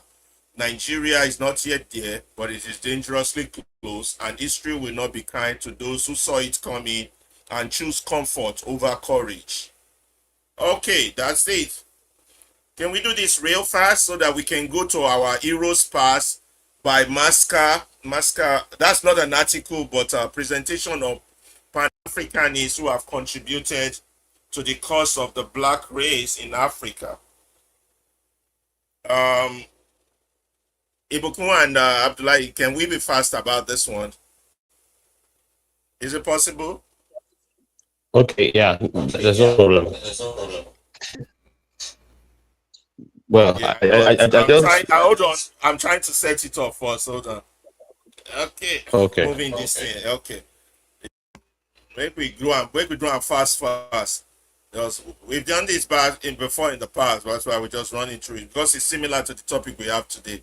And today we have so much stuff. I don't even know if we can have enough time to cover it all. But let's start. Go ahead, guys. Can you see it? yes, I can see it. I can see it very clearly. Don't forget, Yeah, speed when is power appears. Yes, when power appears, no one, of course, that one he did very explanatory. Not be too much of Igbo. When we don't fear anybody. All right. Democracy's survivor. This survivor of government of you and I. You and I government of the people, by the people, for the people. It's based on fear, not love. Fear of people, law, and institutions. All right, you know what they happen for our society now. As they fear the institution, tyranny emerges. All right, people wait to say that they flex power. leaders fear no one. Power becomes absolute. That is, if he asks question, if he talk because of the people waiting for power. Nigeria's political climate, as Nigeria take be, in that I mean, all right, you have institutions, restrained by the president. Now, know as they go for Nigeria now, how the office of the presidency, they always restrain the power of, the institutions. You have institutions like the judiciary, like the electoral fire. How that them they influence everything. All right, power flows downward. Yes. And of course, you have coordinated political surrender. Yes, as all of us, take, and of course, many other parties, apart from the party in power, how all of them don't surrender power to Tinubu. Right? You see, in the 36 states, you have APC controlling all, even those that call themselves opposition governors. They are still endorsed. Yeah, my internet is back. So even so you have everybody surrendering to the person with the power, and you see, governors, they come from proximity. Yes, legality as rituals, not ideology. Court politics and not democracy. Yes, you see how courts go give person will be number 4 for election, make it become governor. Person will not vote for at all. So president is there. That is not, don't turn president to your idol we worship. All right. Hardly questioned, rarely challenged. Yes. State crosses dangerous line. All right. Governance becomes worship. I call them, according to parties of Bible, political hallelujah boys. The plenty where for everywhere. Everybody is singing the praise of politicians. And you have the historical warnings. We're waiting history don't warn us about this kind of thing. Third time agenda resistance weakening, bring the Obasanjo era, we won't become president for the 3rd time. All right, political class domesticated, all right, and of course, position fragmented or absorbed. Now, no opposition again. All right, people to call themselves major opposition. They're not opposing anything. Tell me what they are opposing, all right, in the comment section. Institutions, extensions of executive will. All right, so you have the police, very much obeying the power that they are not independent. You have INEC, not independent. Judiciary, not independent. Legislature, not independent.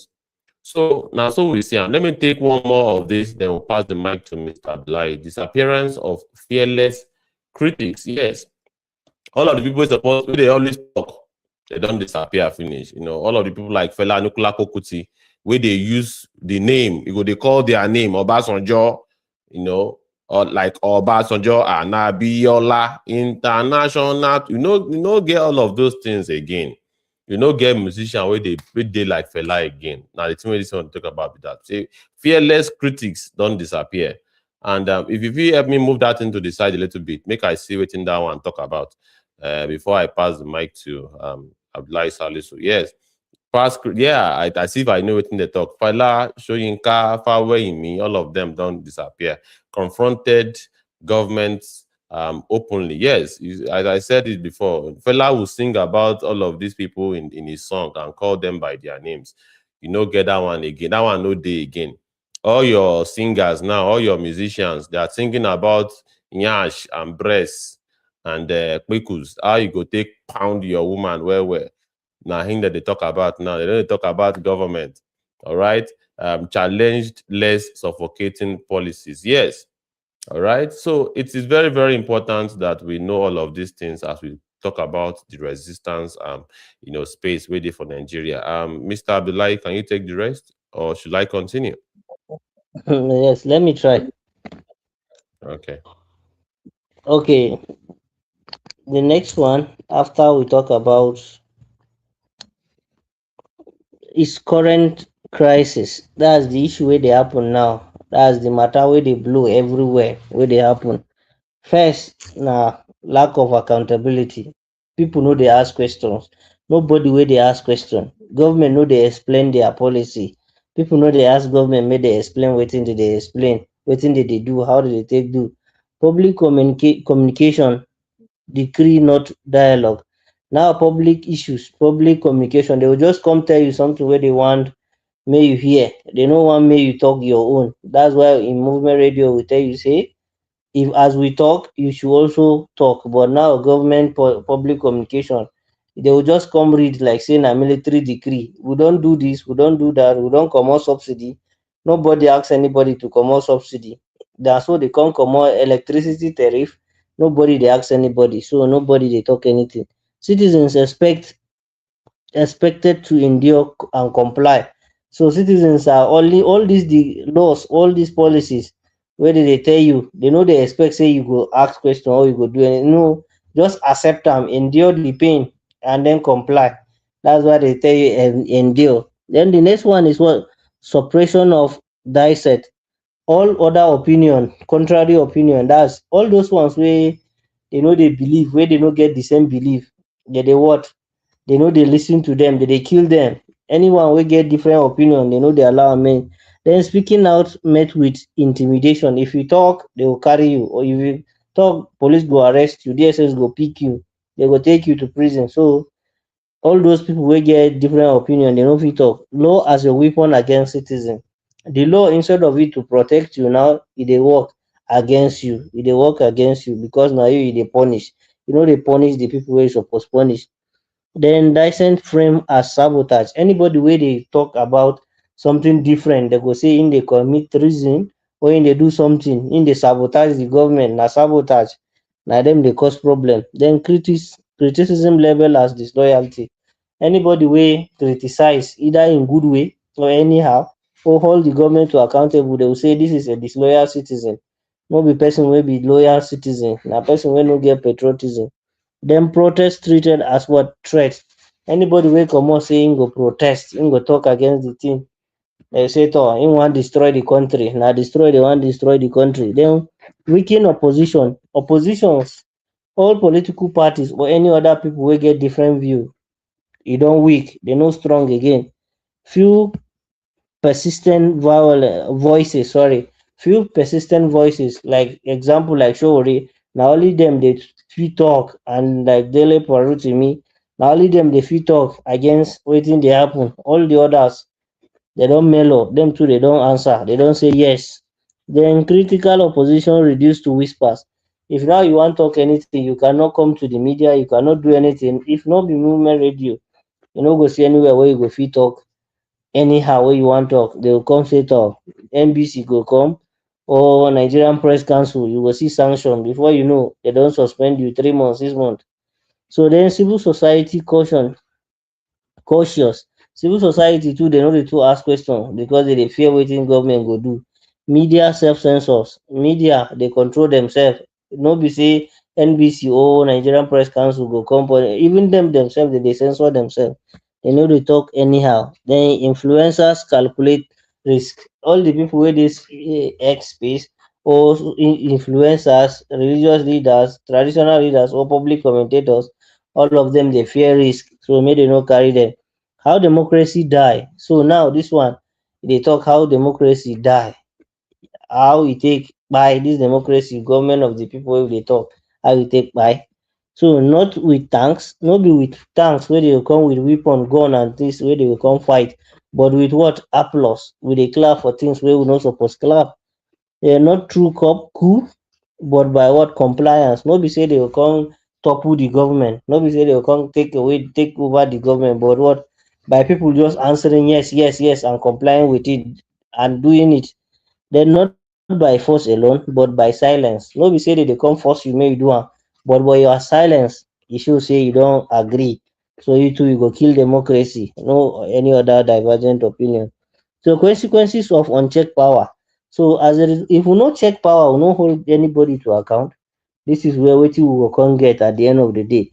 The first one is government not afraid of people. Government no dey fear wetin people go do. Yes, they no go do anything, they no fit do anything now. So now so the government go dey see us. Their leaders never question, never correct. If you no question your leaders or you no hold them to account, they no go correct their mistakes. They will continue to do wetin they want do. Nation worshipping power cross. crushed. So people where they worship power, all of that, at the end of the day, they will be what? They will be crushed. They will just be grinded. They will move with them. They no go fit achieve anything. The country, the leaders go do anyhow they want, the way they want. Then democracy demand. This is waiting government of the people, by the people, and for the people. Now in waiting he asks. The first one is friction, resistance, and debate. Friction be say things, two ideas, make dem come rub each other. Make dem come, this one go talk this one go talk this one. Then resistance, if government do wetin no suppose dey, people go say no, they go resist, they no go gree, we no go gree, we no go gree. Then they go debate, they go argue on top every matter wey go come to the public.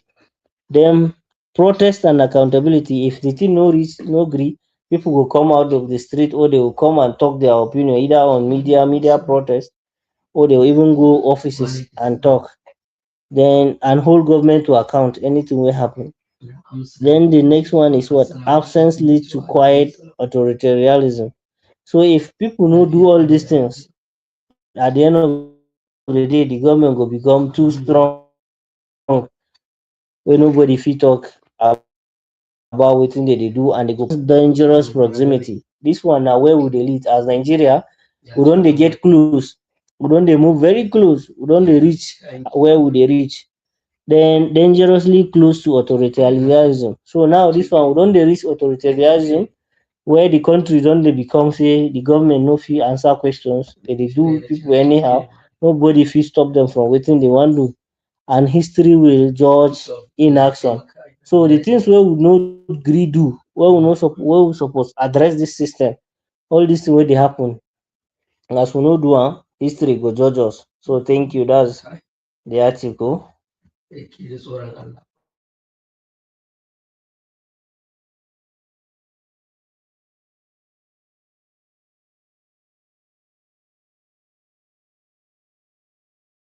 Okay, guys, we want to do this. People who have contributed positively to the Pan Africanist or African ideas, the snowballs among us, not the Napoleons. I think Masca wrote, did a presentation regarding this, and we want to share it with you. Hold on. Okay, I think I picked the wrong sharing tool. Hold on. Let's see. Share PDF slides.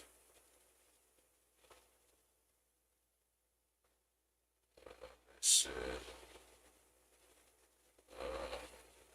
Let's see. I'm coming. Where is download? Okay. Our heroes past, that's what it's called. We're gonna quickly go over it. I'm gonna be very fast about it. Hold on. Where is it? Where is it?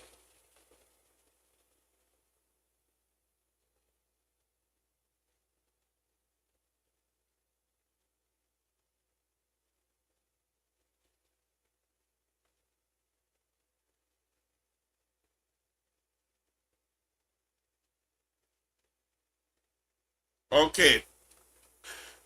Uh okay, our heroes past by Masca from Abuja. 24 lives that shaped the continental and diasporal African Black liberation struggles. Can you guys hear me? Okay. Yes, we can hear you. Okay. 24 lives that shaped continental and diaspora African Black liberation struggle. Quest for unity and pride from Gold Coast, Ghana to the Caribbean and the lecture hall's battlefield. We have first Kwame Nkrumah. We did say he was a snowball, right? Well, in that analysis we did. He was born September 21, 1909. And died April 27, 1997. Ghana's first president and architect of modern Pan-Africanism, Nkrumah was a driving force behind African independence, and his vision of a united Africa shaped continental politics, and he championed economic self-reliance, anti-imperialism, and cultural pride. His legacy remains foundational to Africans' unity effort. Africans must unite. Marcus Garvey, born August 17, 1887 in St. Anne Bay, Jamaica, died June 10, 1940, London, United Kingdom. Garvey founded the UNNIA and ignited global movement for Black Pride and economic empowerment and African redemption. His Back to Africa philosophy inspired generation of liberation leaders across Africa and the diaspora, making him one of the most influential black nationalists in history. A people without the knowledge of their past history, origin, and culture is like a tree without roots. W.E.B. Du Bois, United States, born February 23, 1868, Great Barrington, Massachusetts, USA. Died August 27, 1963 in Accra, Ghana. Co-founder of the NAACP, Du Bois shaped the early Pan-African Congresses and connected African-American struggles with global African liberation. His scholarship and activism laid intellectual foundations for racial equity, political independence, and cultural dignity across the African world.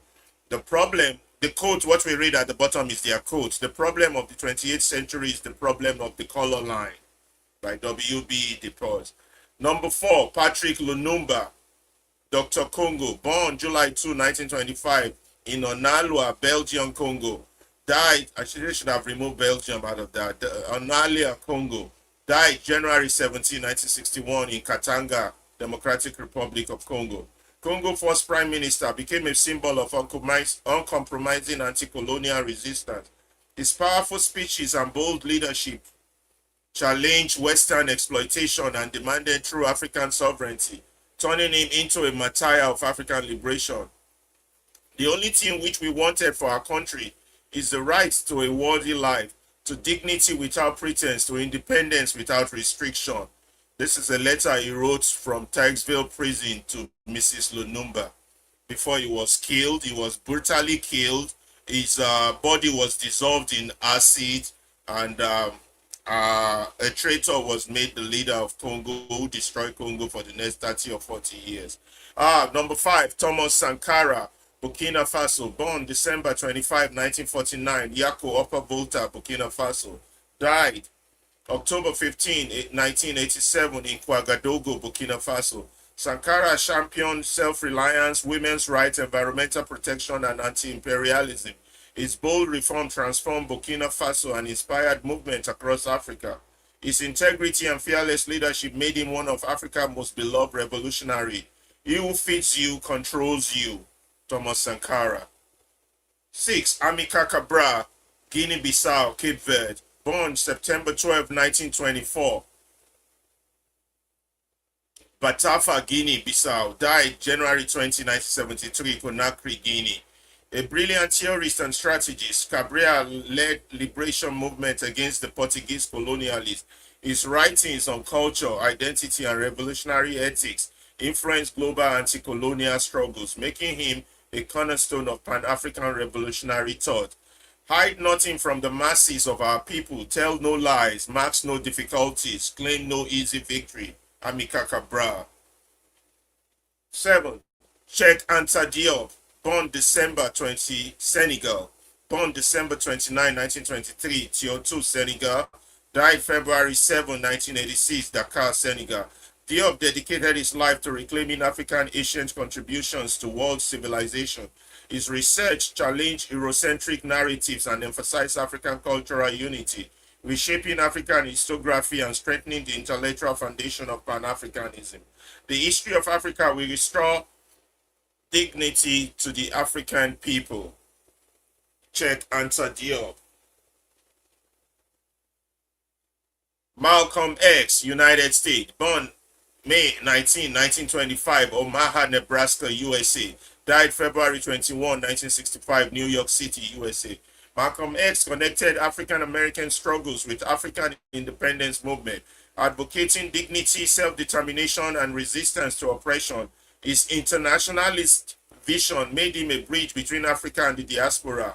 By any means necessary, Organization of American Unity Meeting, 1964, Malcolm X, by any means necessary. Frank Fanon, Martinique, Algeria, born July 20, 1925, Fort de France, Martinique, died December 6, 1961, Bethesda, Maryland, USA. Fanon authored The Wretched of the Earth, a defining text of anti-colonial resistance. His analysis of violence, identity, and liberation shaped revolutionary movement across Africa through the Martinique. He fought for Algerian independence. I am black not because of a curse, but because my skin has been able to capture all the cosmic effluvia. Black Skin, White Marks, 1952. Frantz Fanon. Doesn't Frantz Fanon have another popular quote? A popular quote, Ibukun, you remember Frantz Fanon, popular about every generation must One betray, generation must betray its cause. or something about his destiny or something like that. Yeah. Yeah, I remember that. Okay, we're moving on. Samora Machel, Mozambique, born September 27, 1933, Chilebert, Mozambique. Died October 19, 1986 in Buzini, South Africa. Leader of Frelimo and Mozambique first president. Machel fought Portuguese colonialists with determination and clarity of purpose. He championed socialism, unity, and African solidarity, reshaping Southern African liberation landscape. For the nation to live, the tribe must die. Samora Machel. Ahmed Ben Bella, Algeria. Born December 25, 1916, Magania, Algeria. Died April 11, 2012, Algiers, Algeria. Algerian first president, was a committed revolutionary who supported liberation movement across Africa. His role in the Algerian independence struggle made him a symbol of anti-imperialism and Pan-African activism. The French colonization of Algeria lasted a long time, 132 years. Ahmed Ben Bella. Nnamdi Azikiwe, Nigeria. Born November 16, 1904 in Sujeru, Nigeria. Died May 11, 1996 in Enugu, Nigeria. Nigerian first president, promoted African unity and intellectual empowerment. His journalism and political activism shaped Nigerian independence movement and influenced regional cooperation and continental identity. His quote, "There is plenty of room at the top because very few people care to travel beyond the average route. So most of them seem satisfied to remain with the confines of mediocrity." My Odyssey and Autobiography, 1970. Robert Sobukwe, South Africa. Born March 15, 1924. Graf Reinet, South Africa. Died February 27, 1978, Kimberley, South Africa. Sobukwe founded the Pan-Africanist Congress and advocated uncompromising resistance to the apartheid regime. His moral clarity and intellectual strength made him a powerful symbol of liberation and justice. His quote, "I wish to make it clear again that we are anti-nobody, we are pro-Africa." Edward Wilmot Blinding, Liberia, Sierra Leone. Born August 3, 1832, St. Thomas, USA, Virgin Island. Died February 7, 1912, Sierra Leone. One of the earliest Pan-African philosophers, Blinding writing emphasized African cultural pride, racial dignity, and unity, laying the intellectual foundation for later Pan-African movement. Africa for the Africans. That was his quote, Edward Wilmot Blinding. Secretary, Guinea. Born January 9, 1922, Farana, Guinea. Died March 26, 1984, Cleveland, Ohio, USA. Guinea first president and was a fierce advocate of African independence and cultural revival. He rejected French colonial control and aligned Guinea with broader liberation struggle. His quote, we prefer poverty in freedom to riches in slavery." Thank you, Secretary. Walter Rodney, Guyana. Born March 23, 1942, Georgetown, Guyana. Died June 13, 1980, Georgetown, Guyana. Author of How Europe Underdeveloped Africa. Rodney exposed the economic roots of colonial exploitation. His activities connected Caribbean struggles with African liberation, making him one of the most influential voices in global Pan-African thought. His quote, "By what standard can we equate the violence of blacks who have been oppressed, suppressed, depressed, and repressed for 4 centuries with the violence of white fascists? Violence aimed at the recovery of human dignity and that the equality cannot be judged by the same yardstick by those that ruin maintenance of discrimination and oppression. Walter Rodney. Elijah Muhammad, United States, born October 7, 1897, Sandersville, Georgia, USA, died February 25, 1975, Chicago, Illinois, USA. Elijah Muhammad shaped Black consciousness through the teaching on self-determination, discipline, and economic empowerment. His influence extended globally, inspiring movement for Black pride and autonomy. The Negro wants to be, his quote, the Negro wants to be everything but himself. He wants to integrate with the white man, but he cannot integrate with himself or with his own kind. The Negro wants to lose his identity because he does not know his own identity. Elijah Muhammad. Jamal Abdel Nasser, Egypt. Born January 15, 1918, Alexandria, Egypt. Died September 28, 1970, Cairo, Egypt. Nasser championed anti-imperialism and co-founded the non-aligned movement. He supported African liberation struggles and promoted Arab-African solidarity, reshaping geopolitics across Africa and the Middle East. His quote, freedom is not something you get, it is something you take. Jamal Abdel Nasser. Stephen Biko, South Africa, that's my favorite. Born December 18, 1946, in Kings Williamstown, South Africa.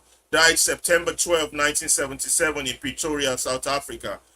Biko founded the Black Consciousness Movement, emphasizing psychological liberation and pride in African identity. His writings and activism challenged apartheid dehumanization, and his martyrdom made him a symbol of courage. The most potent weapon in the hands of the oppressor is the mind of the oppressed. Stephen Biko. Stephen Bantu Biko. Agostinho Neto, Angola, born September 17, 1922, Icolo Ebelgo, Angola, died September 10, 1979, Moscow, Russia. Poet and revolutionary, Neto became Angola's first president after leading the struggle against Portuguese colonialism. His writings celebrated African identity while his leadership strengthened liberation movement across Southern Africa. Our contribution has to be given not only for the liquidation of the colonial system, but also for the liquidation of ignorance, disease, primitive forms of social organization. Agostinho Neto. Nelson Mandela, South Africa, born July 18, 1918, Umwenzo, South Africa, died December 5, 2013, Johannesburg, South Africa. Mandela symbolizes resilience, justice, and reconciliation. His decades of imprisonment and unwavering commitment to equality made him a global moral leader whose legacy transcends borders. Mandela's quote, "It always seems impossible until it's done." Nelson Mandela. Ahmed Cesare Martinique, born June 26, 1913, Base Point, Martinique, died April 17, 2008, Fort-de-France, Martinique. Cesar co-founded the Netri Good movement, celebrating Black identity and resisting colonial domination. His writings inspired African and Caribbean liberation leaders, making him a foundational figure in Black intellectual history. And if all I know to do is speak, it is for you that I shall speak. My lips shall speak for misery that have no mouth. My voice shall be liberty of those who languish in dungeons of despair. And above all, my body as well as my soul, beware of folding your arms in sterile attitude of spectator, for life is not a spectacle, for a sea of pain is not proscenium. Notebook of the Return Line, 1939. Aimé Cesare. Dedan Kimathi, Kenya, born October 13, 1920, Tetu Nyeri, Kenya, died February 18, 1957, Nairobi, Kenya. Commander of the Mau Mau uprising, Kimathi embodied militant resistance against British colonial rule. His courage and sacrifice made him one of Kenya's strongest symbols of freedom and African liberation. His quote, "My blood would water the tree of independence. spoken to his wife shortly before his execution in 1957. Robert Nesta Marley, Jamaica, born February 6, 1945, Nain Mile, Jamaica, died May 11, 1981 in Miami, Florida, USA. Marley used music as a global force for Pan-African unity, liberation, and spiritual awakening. His songs champion resistance, dignity, and African pride, making him one of the most influential cultural Pan-Africanists in history. His quote, "None but ourselves can free our minds. Have no fear for atomic energy. None of them can stop the time. Minds were made strong by the hands of the Almighty. And if I were in this generation." Robert Nesta Marley, thank you. The work continues across the continent and through generations yet to come. African people everywhere will continue to fight for dignity, self-determination, economic well-being, and history of our own telling. We have to tell these stories ourselves. We have to let our children know about our ancestors and those that have contributed to the well-being of our people. While we tell these, we have to also talk about those that are contributing negatively to the well-being of our people. I thank you all for watching that. Very, very inspiring and good. We'll go back now to the studio to ask for opinions of Ibukun and Abdullahi. If any of our guests listening wants to make a comment or ask for the microphone, please let us know so that we can give you the mic. Ibukun and Abdullahi, back to you guys. Yeah, well, I find it interesting that Fela Anikulapo Kuti was not mentioned, or did I miss that? I think Fela Anikulapo Kuti should indeed make that list. What did you An say? error. Yes, I think that must have been an error. I will get back to the author, Yes, Masca, and let him know yes, that the contribution of Fela Anikulapo Kuti needs to be yes, added to this list, and it should be within the first 10, if not the first 5. I'm going to absolutely. communicate this back to Masca. Masca, this was put together by Masca No, it from must have been an Abuja. oversight. It's an oversight. It's definitely an oversight, and Yeah, Fela is a he- legend, man. he's a legend. Yes, he did say the work continues. He hasn't finished the work yet. Yes, So yes. I think we have to give it to him. We yeah, have to we admit thank him that is also all. for allowing the movement radio to share this, because we believe that our children needs to know about our heroes. They need to know about our people who have not failed us, people who have fought hard, both their sweat and blood for the struggle, so that we black people can be considered human. And the struggle has not yet ended; it's still ongoing.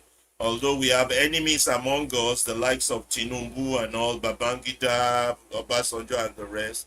But we would one day drive all the clowns out of the palace. We will regain our land back, our country back, and we will be truly free. But we are on that march towards freedom. That's why we are moving. That's why we call ourselves movement. We are moving towards both freedom. We are changing narratives. We are empowering minds. That is why we exist. We are walking towards liberation. If we get the time to make it there, we will make it there, by God's grace. Okay, guys, comments coming. Good point about Fela. I'll get back to him. I said the work continue, so that Fela will be added to that immediately. Any other person you think they Yeah, missed out Mr. on, Abdullahi. Abdullahi?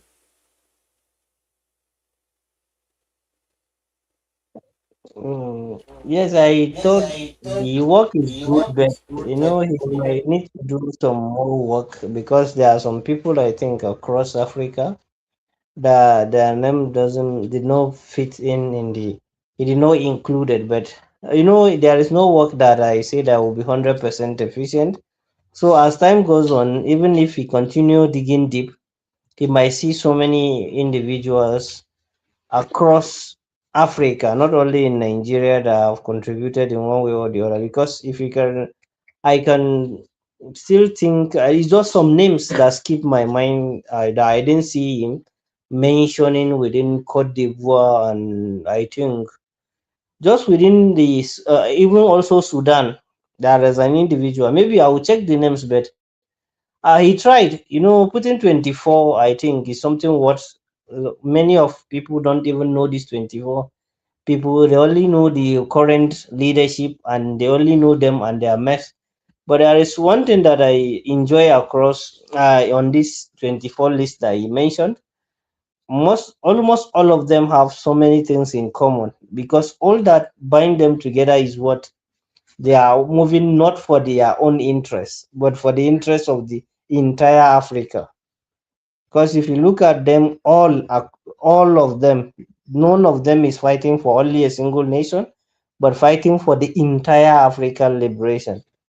So that's why I think that bring them together. That shows that yes, they are pro-human, not their own. They are not like the people that we have today.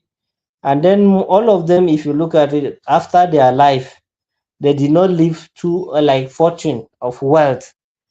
They only live what people with with sense of humor, with like something that will liberate their mind. And all they do is try to educate, inform, and enlighten the people to know their worth, not just to surrender, but to. And some of them lost their life. That's why they are worth celebrating, and people need to know more about them. People should pick each and every one of them and go and read about them and know. Like that of Kenya, I read extensively about the individual. He was not as educated as many will think, that you have to be educated or you have to be this to go and to liberate your people. But he started like someone that many people call like a bandit, or they will say he's like a militant that stand up and started fighting, because that's the name they gave him, because they called him with a lot of names then. But at the end of the day, his works help in what liberate, at least getting the independence of Kenya. To them, because even the Kwame Nkrumah in Ghana, when he was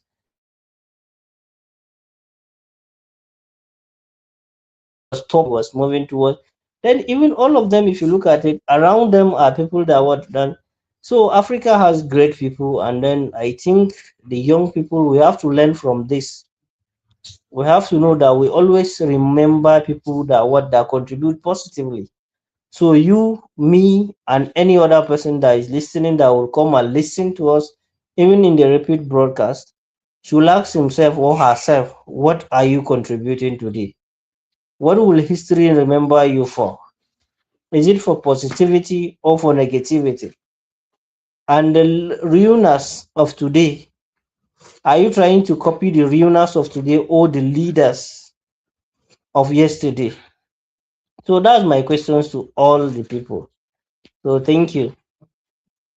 Thank you, Abdullah. They have all worked very hard for the dignity of the black man. That is what unites them all together, the dignity of the black man. The struggle is still ongoing.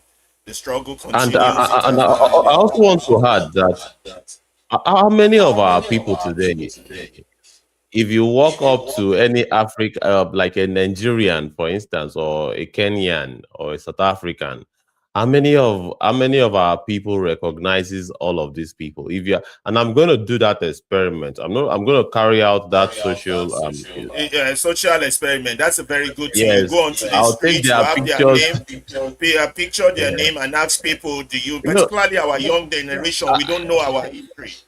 And this needs, we need to, exactly. that's why we teach things like this here. Enlightening the mind is important, very important. And, We've been, and many of them, and many of them would they would not see these ones as saviors. no, no, And I don't, really no. find that very very interesting that we see foreign entities as saviors than our ancestors, these great ancestors. Yeah, it's because we have been miseducated. Don't blame us too much. Anyway, we got more things to show you. I want to talk about this cultural icon called Kokoro. I got two videos of him we want to show. And then we got one more article. If those in the studio are not too tired and those listening to us, because we've been on for almost 3 hours now, But My Kokoro laptop is is an about to icon. shut down from here. Uh, okay, you have to charge it and then join us. But I want to put Yeah, it in there. I'm seeing the Matrix, Nigerian Matrix. There's no light. Okay, yeah. Damn. Okay, then we got to do Kokoro, and then that last article title. Let me see the. Like we're gonna do that article real fast. If we lose the book, that would affect the speed in which we are able. The hypocrites of power. It's not long, just about a page. The hypocrites of power. You understand? If we can do that, that would be nice. But let's get this thing about Kokoro. I'm not sure whether the book we read when we were growing up, called The Drummer Boy, was based on this man's story called Kokoro. I got 2 videos on him, but I've seen him on the streets of Lagos, in Lagos Island, on Odunfa, on Okepopo, on Tinubu Square, Tafawa Balewa Square, playing that drum, the blind man called Kokoro. I'll get his full name now. And he's an icon. Nigerian doesn't honor people pretty well, but he's a man that a lot of people know in Lagos back then. Let's watch the video and then we'll take it from there. Okay. Okay.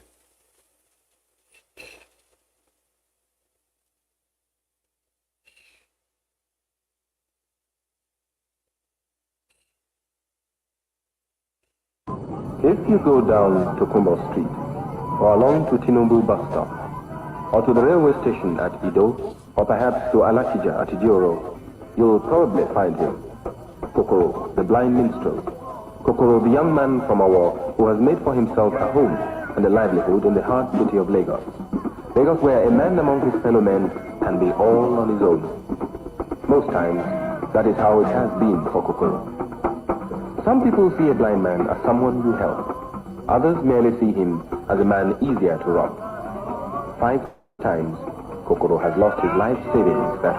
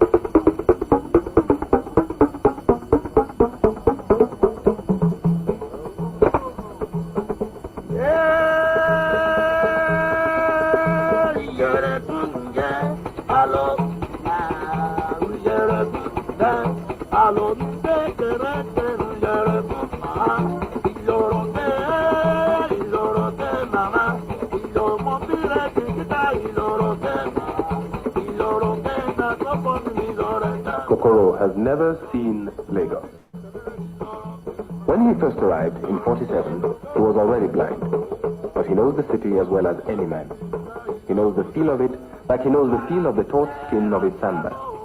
That is why he can always stop them, even the ones who are always running in that rage to live, because he can feel the pulse of the city. Sometimes he will sing about it, and sometimes he will sing about himself and his adventures. Sometimes it will just be about life in general, how it is. But usually, he doesn't sing about anything. He just makes music, always his own kind of music. The music of the city, alive, excited, sometimes wild and frenetic, at other times humorous and gentle.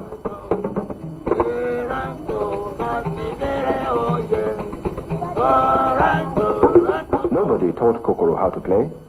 Nobody could have taught him, for his music is all his own. His training was in the backyard and the street, starting on an old kerosene tin. But, essentially a street singer, his talent has not gone unnoticed. Decca signed him up for a couple of discs some time ago, and he is now no stranger to the NBC.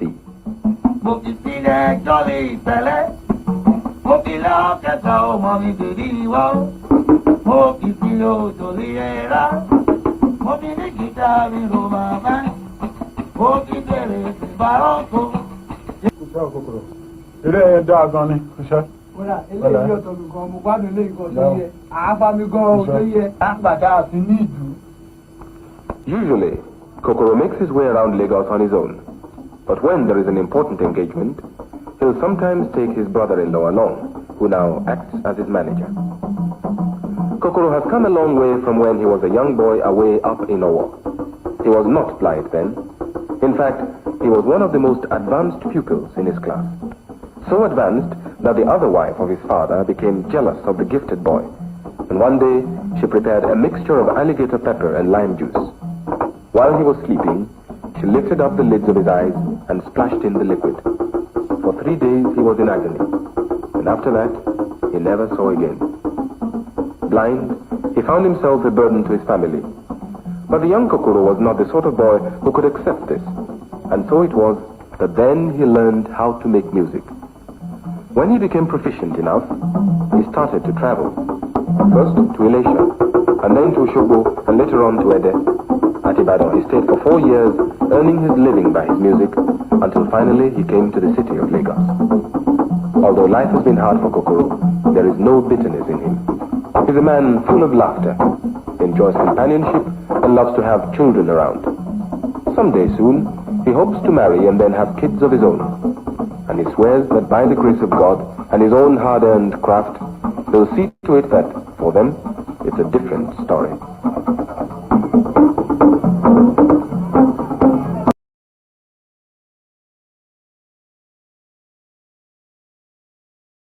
He was not a beggar. The fact that he was blind did not make him a beggar, but he knows every corner of Lagos, from Mushi to and he walks around by himself, plays his music. A lot of people know him. I saw him while I was growing up. Yes, another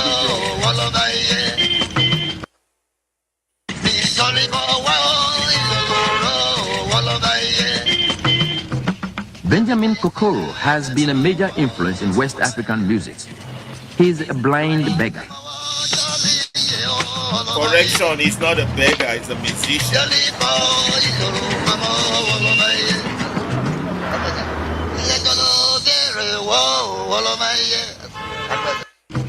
Benjamin Kokoro has been a major influence in West African music. He is a blind beggar.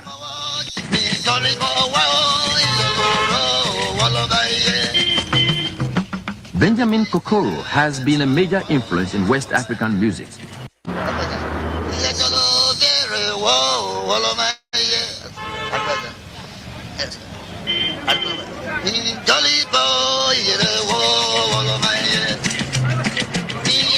Kokoro's aims remain those of his wandering predecessors.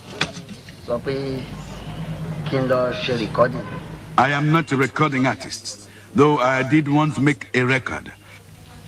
My aim is to sing directly to people in the streets and give the message of my songs to them face to face. I sing about my society and update old-time stories.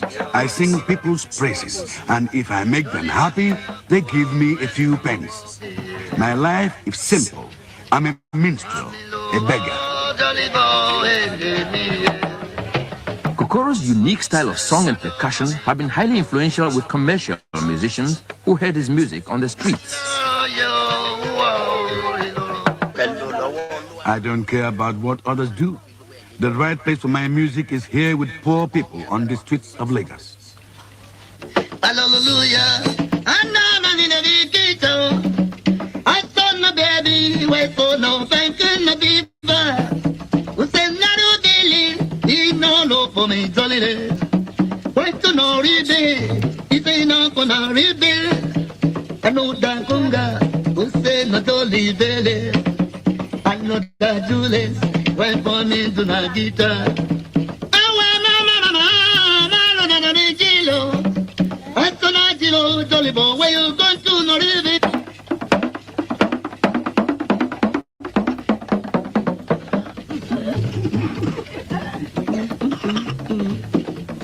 Orimade, dolo, orimade. Orimade, dolibo, orimade. Orimade, kole, orimade. Orimade, dolibo, orimade. Mokite, lo, akoko, boni, orimade. Mokite, you say nothing, orimade. Oh, my, you did dolo, be orimade. Mokite, lo, so nothing, orimade. Orimade, ye dolo, orimade. Orimade, dolibo, orimade.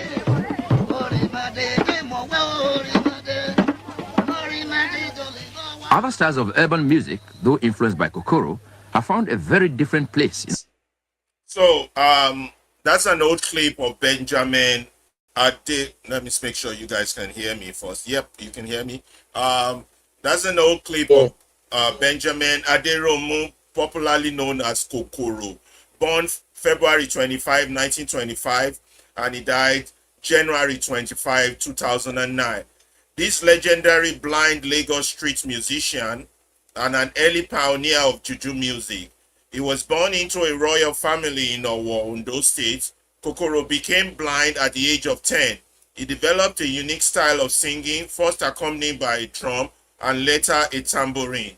He moved to Lagos in 1947, where he came into contact with major musicians including Ayinde Bakare, Bobby Benson, and Victor Olaiya in the 60s and the 70s. He regularly featured on federal and local radio stations and became widely respected for the depth and wisdom of his lyric. Singing in Yoruba, Kokoro's songs explored love, money, conflict, and urban life, and he went on to influence other musicians. His life also inspired The Drummer Boy, a novel for adolescents by Nigerian author Cyprian Ekwensi. Kokoro died in a Lagos hospital on January 25, 2009, 1 month before his 84th birthday. Kokoro is not a beggar, as that Olodo generation person stated. It's not. He was blind. He did perform on the street, and people gave him money. So there's a huge point of correction there. He was not a beggar, but he was blind. Sings on the streets of Lagos, and people gave him money, to appreciate his music. I suspect this could be the story in the novel The Drummer Boy. We read The Drummer Boy when we were in school, elementary school back in Nigeria in those days, talking 40, 50 years ago. And I had the opportunity to also see him perform on the street. So that's Benjamin Aderomi Kokoro. That's what we bring you on our cultural presentation for today. We're going to move on to the next one. Any comment from the studio? Abdullahi and Ibukun's lost energy there. Abdullahi, any comment before we move on? Yes, I think he represents the true African culture because the natural tune and the synchrony of his music, the tune itself depicts a lot of the beauty in the African music, and it's actually communicate a lot of things. When for people that understand music, when you look at the way he beat the drum and the end, like even from you see the passion, you see the emotion that is attached to what he is doing. So that will actually is actually telling you that look, he's doing this with passion. He's not just doing it for the money. He's not doing it for, but for what? For as he find like peace, he find love, and he connects to the what to the real ancestral meaning or uh, connection of the music, because music has a lot of things and it has the spirit. When you connect to spirit of music, you will understand that music is not just words, but it's something that is very deep in connection, and it tells you a lot of stories. That's why sometimes for people that read deep about music, music heals. It heals a lot of people. Not all, it heals the mind, the brain, and sometimes even some sickness. When you listen to music, you had a lot of, you will feel some kind of relief. So that's why I think he has not been said more about, like he has not been talked more about, because with what he's doing and the nature of his music, I think he has been sure people need to know more about him, and at least it will encourage a lot of people. This will motivate a lot of people who might be visually empowered and then may feel like, oh no, we have lost it. But his story is something that will, maybe we still have to bring back that drummer boy, and then maybe try to see the relationship between him and the story. Then maybe it's true that it's him that is looked upon, then the story Yeah. was written. Yeah, one of these days we're going to And bring then back that novel, The Drummer Boy, and then we will try to read it here. It's a story. He was not a beggar. He walked the whole. He walked by himself. He knows the whole street of Lagos. He knows the corner. Um, as an elderly, the first video by Soyinka was in the 60s, 1960. Then the second video probably in the 70s or 80s. That by then you can see that he now has wives and his children with him. The first yeah, one, he was saying he was hoping that one day he would be married. These are heroes that that country doesn't honor. These are the stories of our people. Nobody's going to tell our story. We got to tell it ourselves, of the people. People like Kokoro, uh, Benjamin Aderomi, they were very inspiring.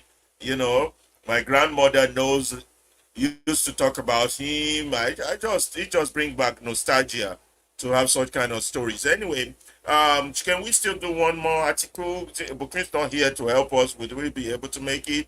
Or should we start rounding yes, up? It's up to you, Abdullahi, whatever your call. let's just do The last the break article for so the that day. we know Okay. we have less Okay. work for tomorrow. Tomorrow. Okay. That's good. Okay. Let me share and close this one. Okay.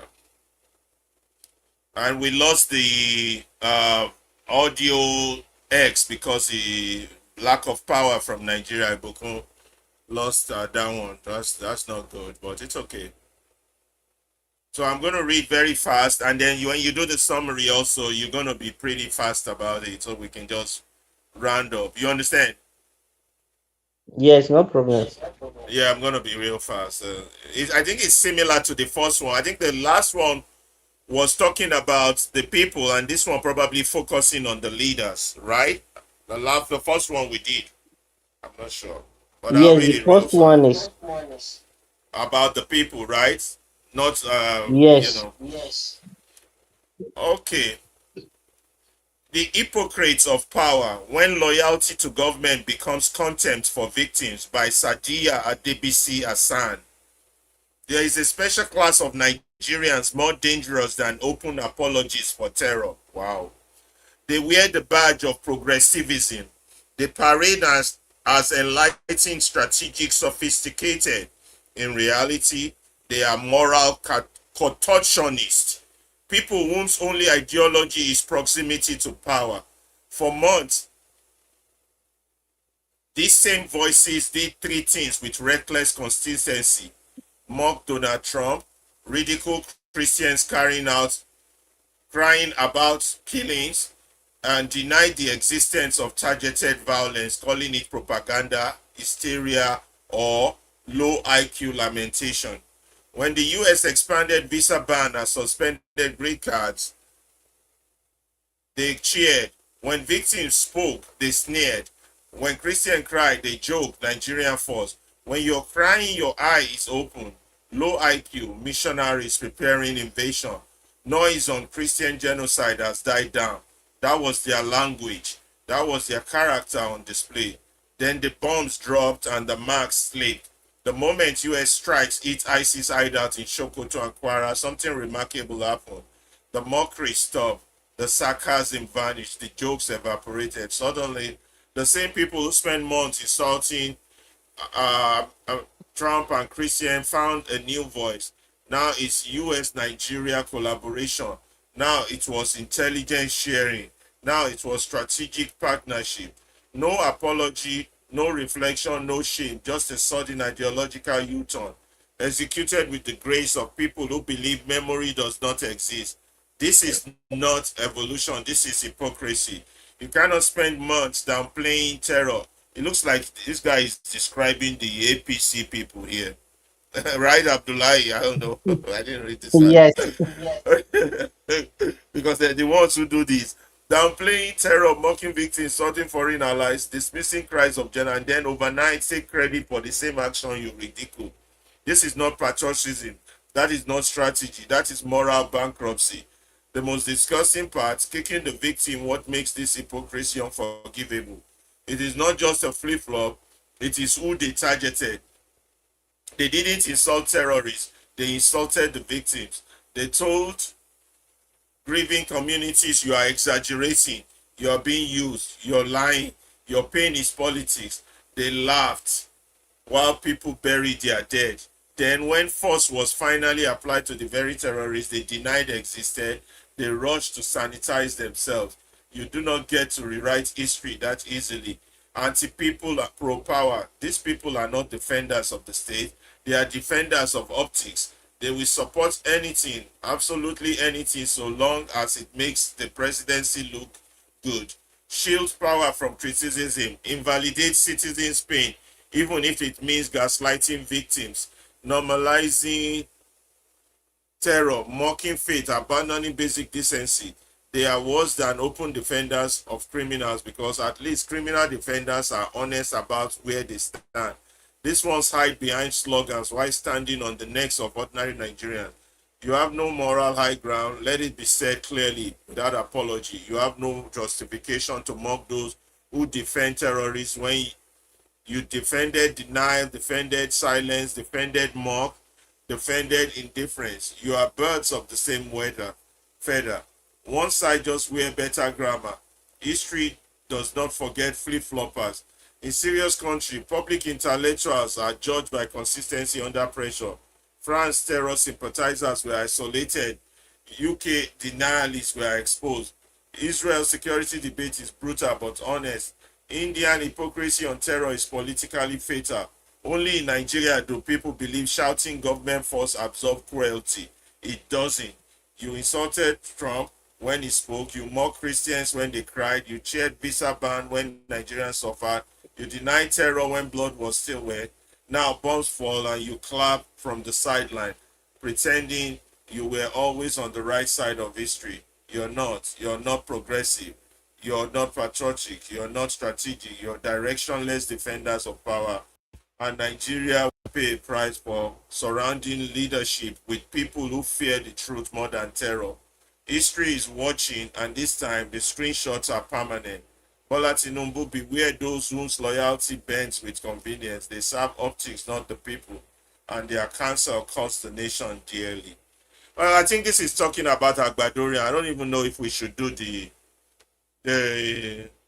pidgin version. What do you think?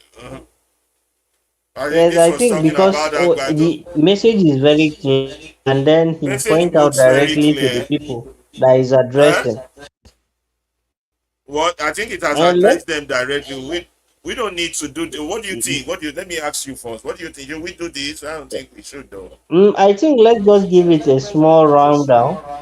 Okay, just give it a small rundown. Yeah.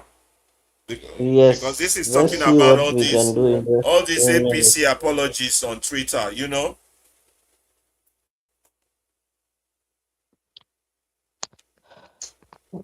Yeah.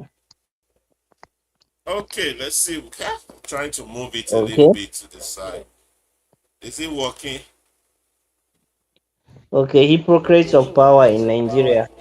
Yeah, hypocrites of power in Nigeria. Let's go. Let's do it fast. Bam, bam, bam. Yeah, they call themselves progressive. Is that not what APC call itself? I don't even know what's progressive about all that progressive all progressive Congress. I don't know what's progressive about them. People, this one we are just talking about people that are saying something different and they are acting different. That's what they are called hypocrites. And they call themselves progressive, people where they progress. But in the real sense, they are what? They are not progressive. They wear badges of progressivism. So anytime they carry things where they talk say they are all progressive, but they are not. That's what this is saying, and they parade as enlightened and strategic. They say that people now them people wey sabi wey know, they are well aware and they sabi how to do things. And moral control, sorry, moral control, not Contortionist. contortionist. Yes, contortionist proximity to power. All they think say they are people with morality, and all they want at the end of the day, they just want to get close to power. Make them just grab the power, let them do what they want to do with am. Then their past action, that's the thing where they don't do before. Their actions, so they mock Donald Trump.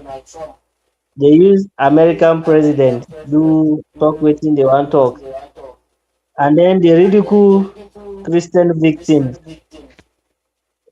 They talk about Christian brothers wey they don't kill and all these things, and they talk am say they look at say no be something wey don happen, wey no be serious thing.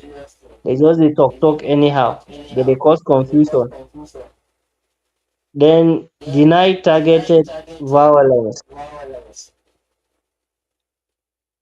So they call that one, they call it what, propaganda, and what violence they call am say na propaganda and hysteria, mass hysteria. That's people just dey comot, the one dey cause problem, but no be say na real violence. And they have low IQ on lamentation.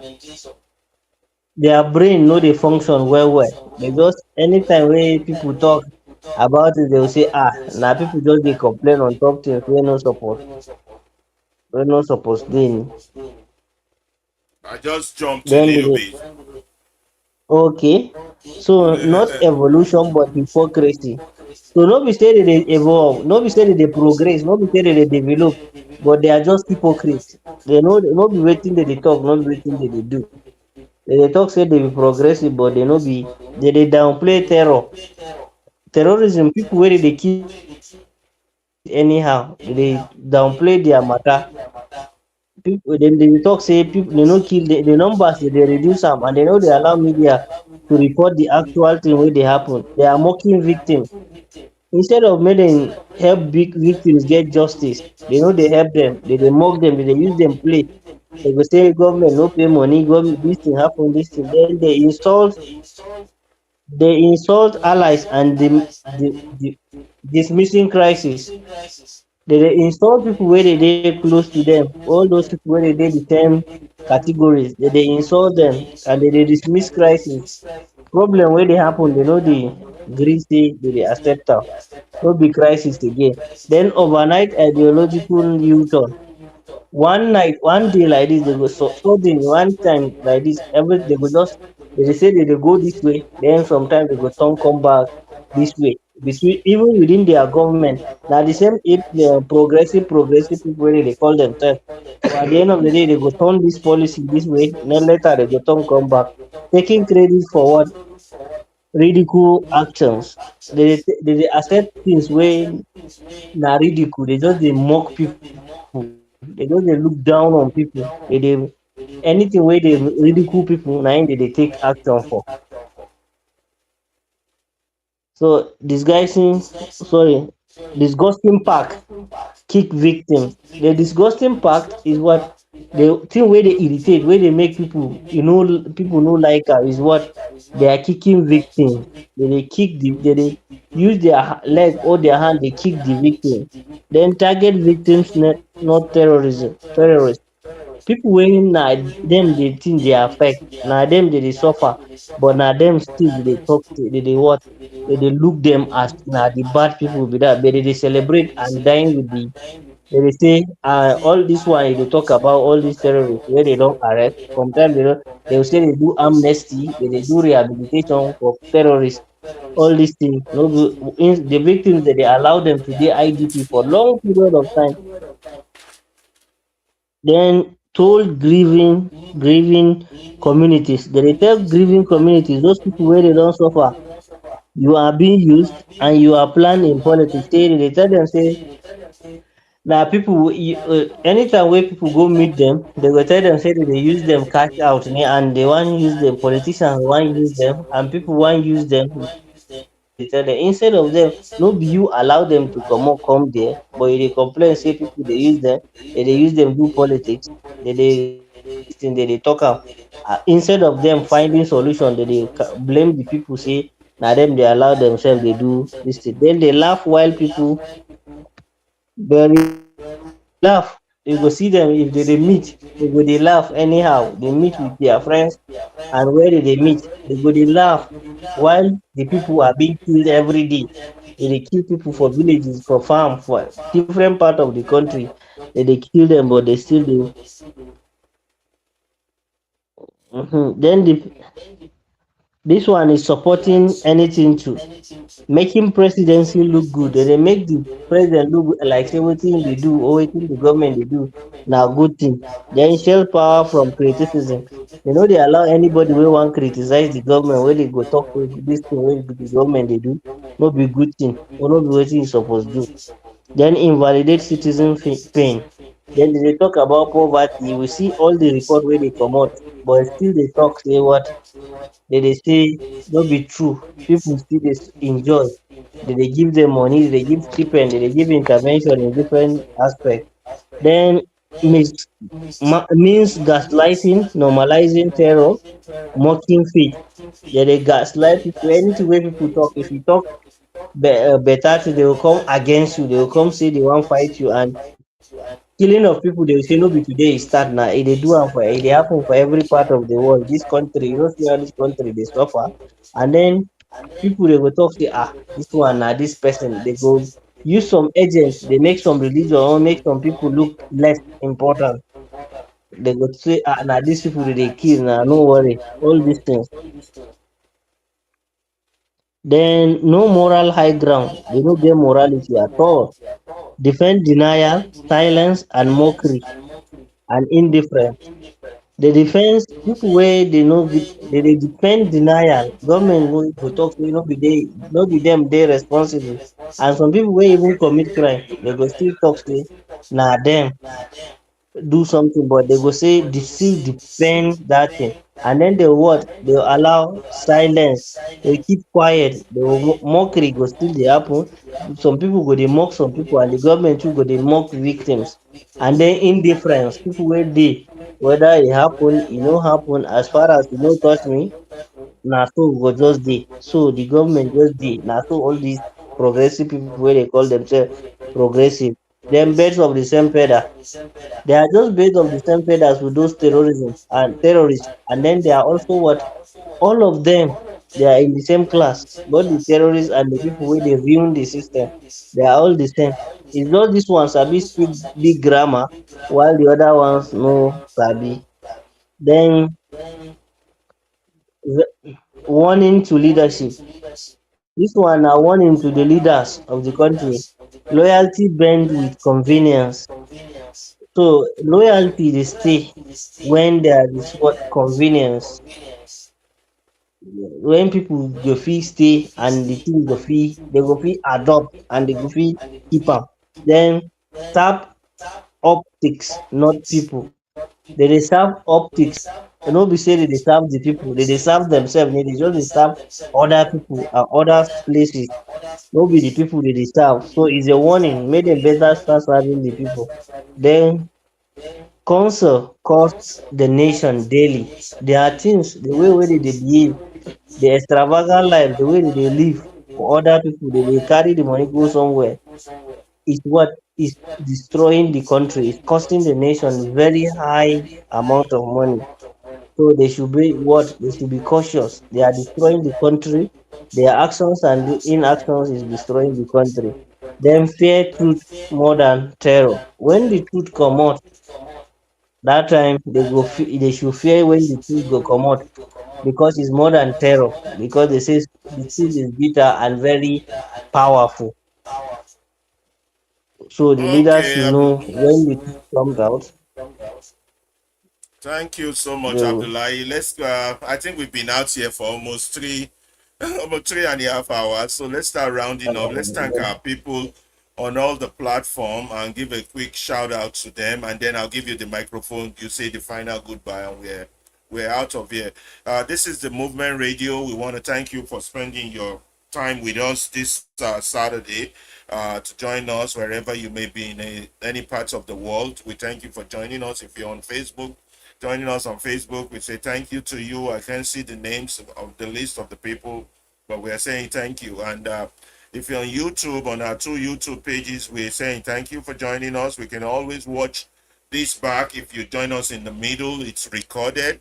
And if you're on Twitch, we say thank you. On X, we are saying thank you. We lost our audio X page when we lost Ibukun, but it's all good. We can still always watch the video. You always feel free to join, participate. I want to thank those that are on Instagram. Well, those are the only Instagram and TikTok are the list that I can see. So I want to thank Dubusin, Ayola Fasa, Kike Lomo, Sofe Korete, Kukwami Ejine, Kaka Creations, Isifu Yegangri. And then I'm going to thank a few people on TikTok as we round up. We thank you all for joining us. Tomorrow we're going to have another program for you to be part of. Please join us tomorrow also. For those of you on TikTok, the list is always too long on TikTok, so calling out names is always difficult to do, but we thank you for joining us on TikTok. I can the names user Luis, quite a long list. I can't call out names on TikTok today, sorry, and we're running out of time. So I'm going to hand over the microphone back to Abdullah to say the final goodbye, and then we're going to end this stream. Thank you all for joining us. We appreciate it.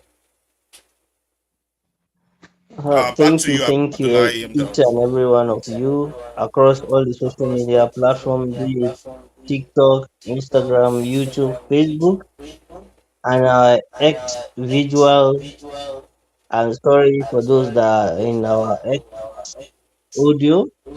We lost one of our correspondents from Lagos. That's why we lost that. But tomorrow is another day where we'll have another great show. So thank you for your resilience. Thank you for your always coming. We look forward as we keep growing, as we keep inviting, as we keep sharing, as we keep liking. We'll keep expanding, and then we'll look forward for your own opinion, your comments, your likes, and everything. This is a Nigerian project where we will all join our hands and do it together. So let's see you tomorrow. I remain Abdullah Salisu Aliyu, Movement Radio Abuja. See you tomorrow. Thank you. While we await our Chicago Movement Radio. So we'll see you tomorrow, same time. See you all tomorrow. On the Thank you all Movement very Radio. much.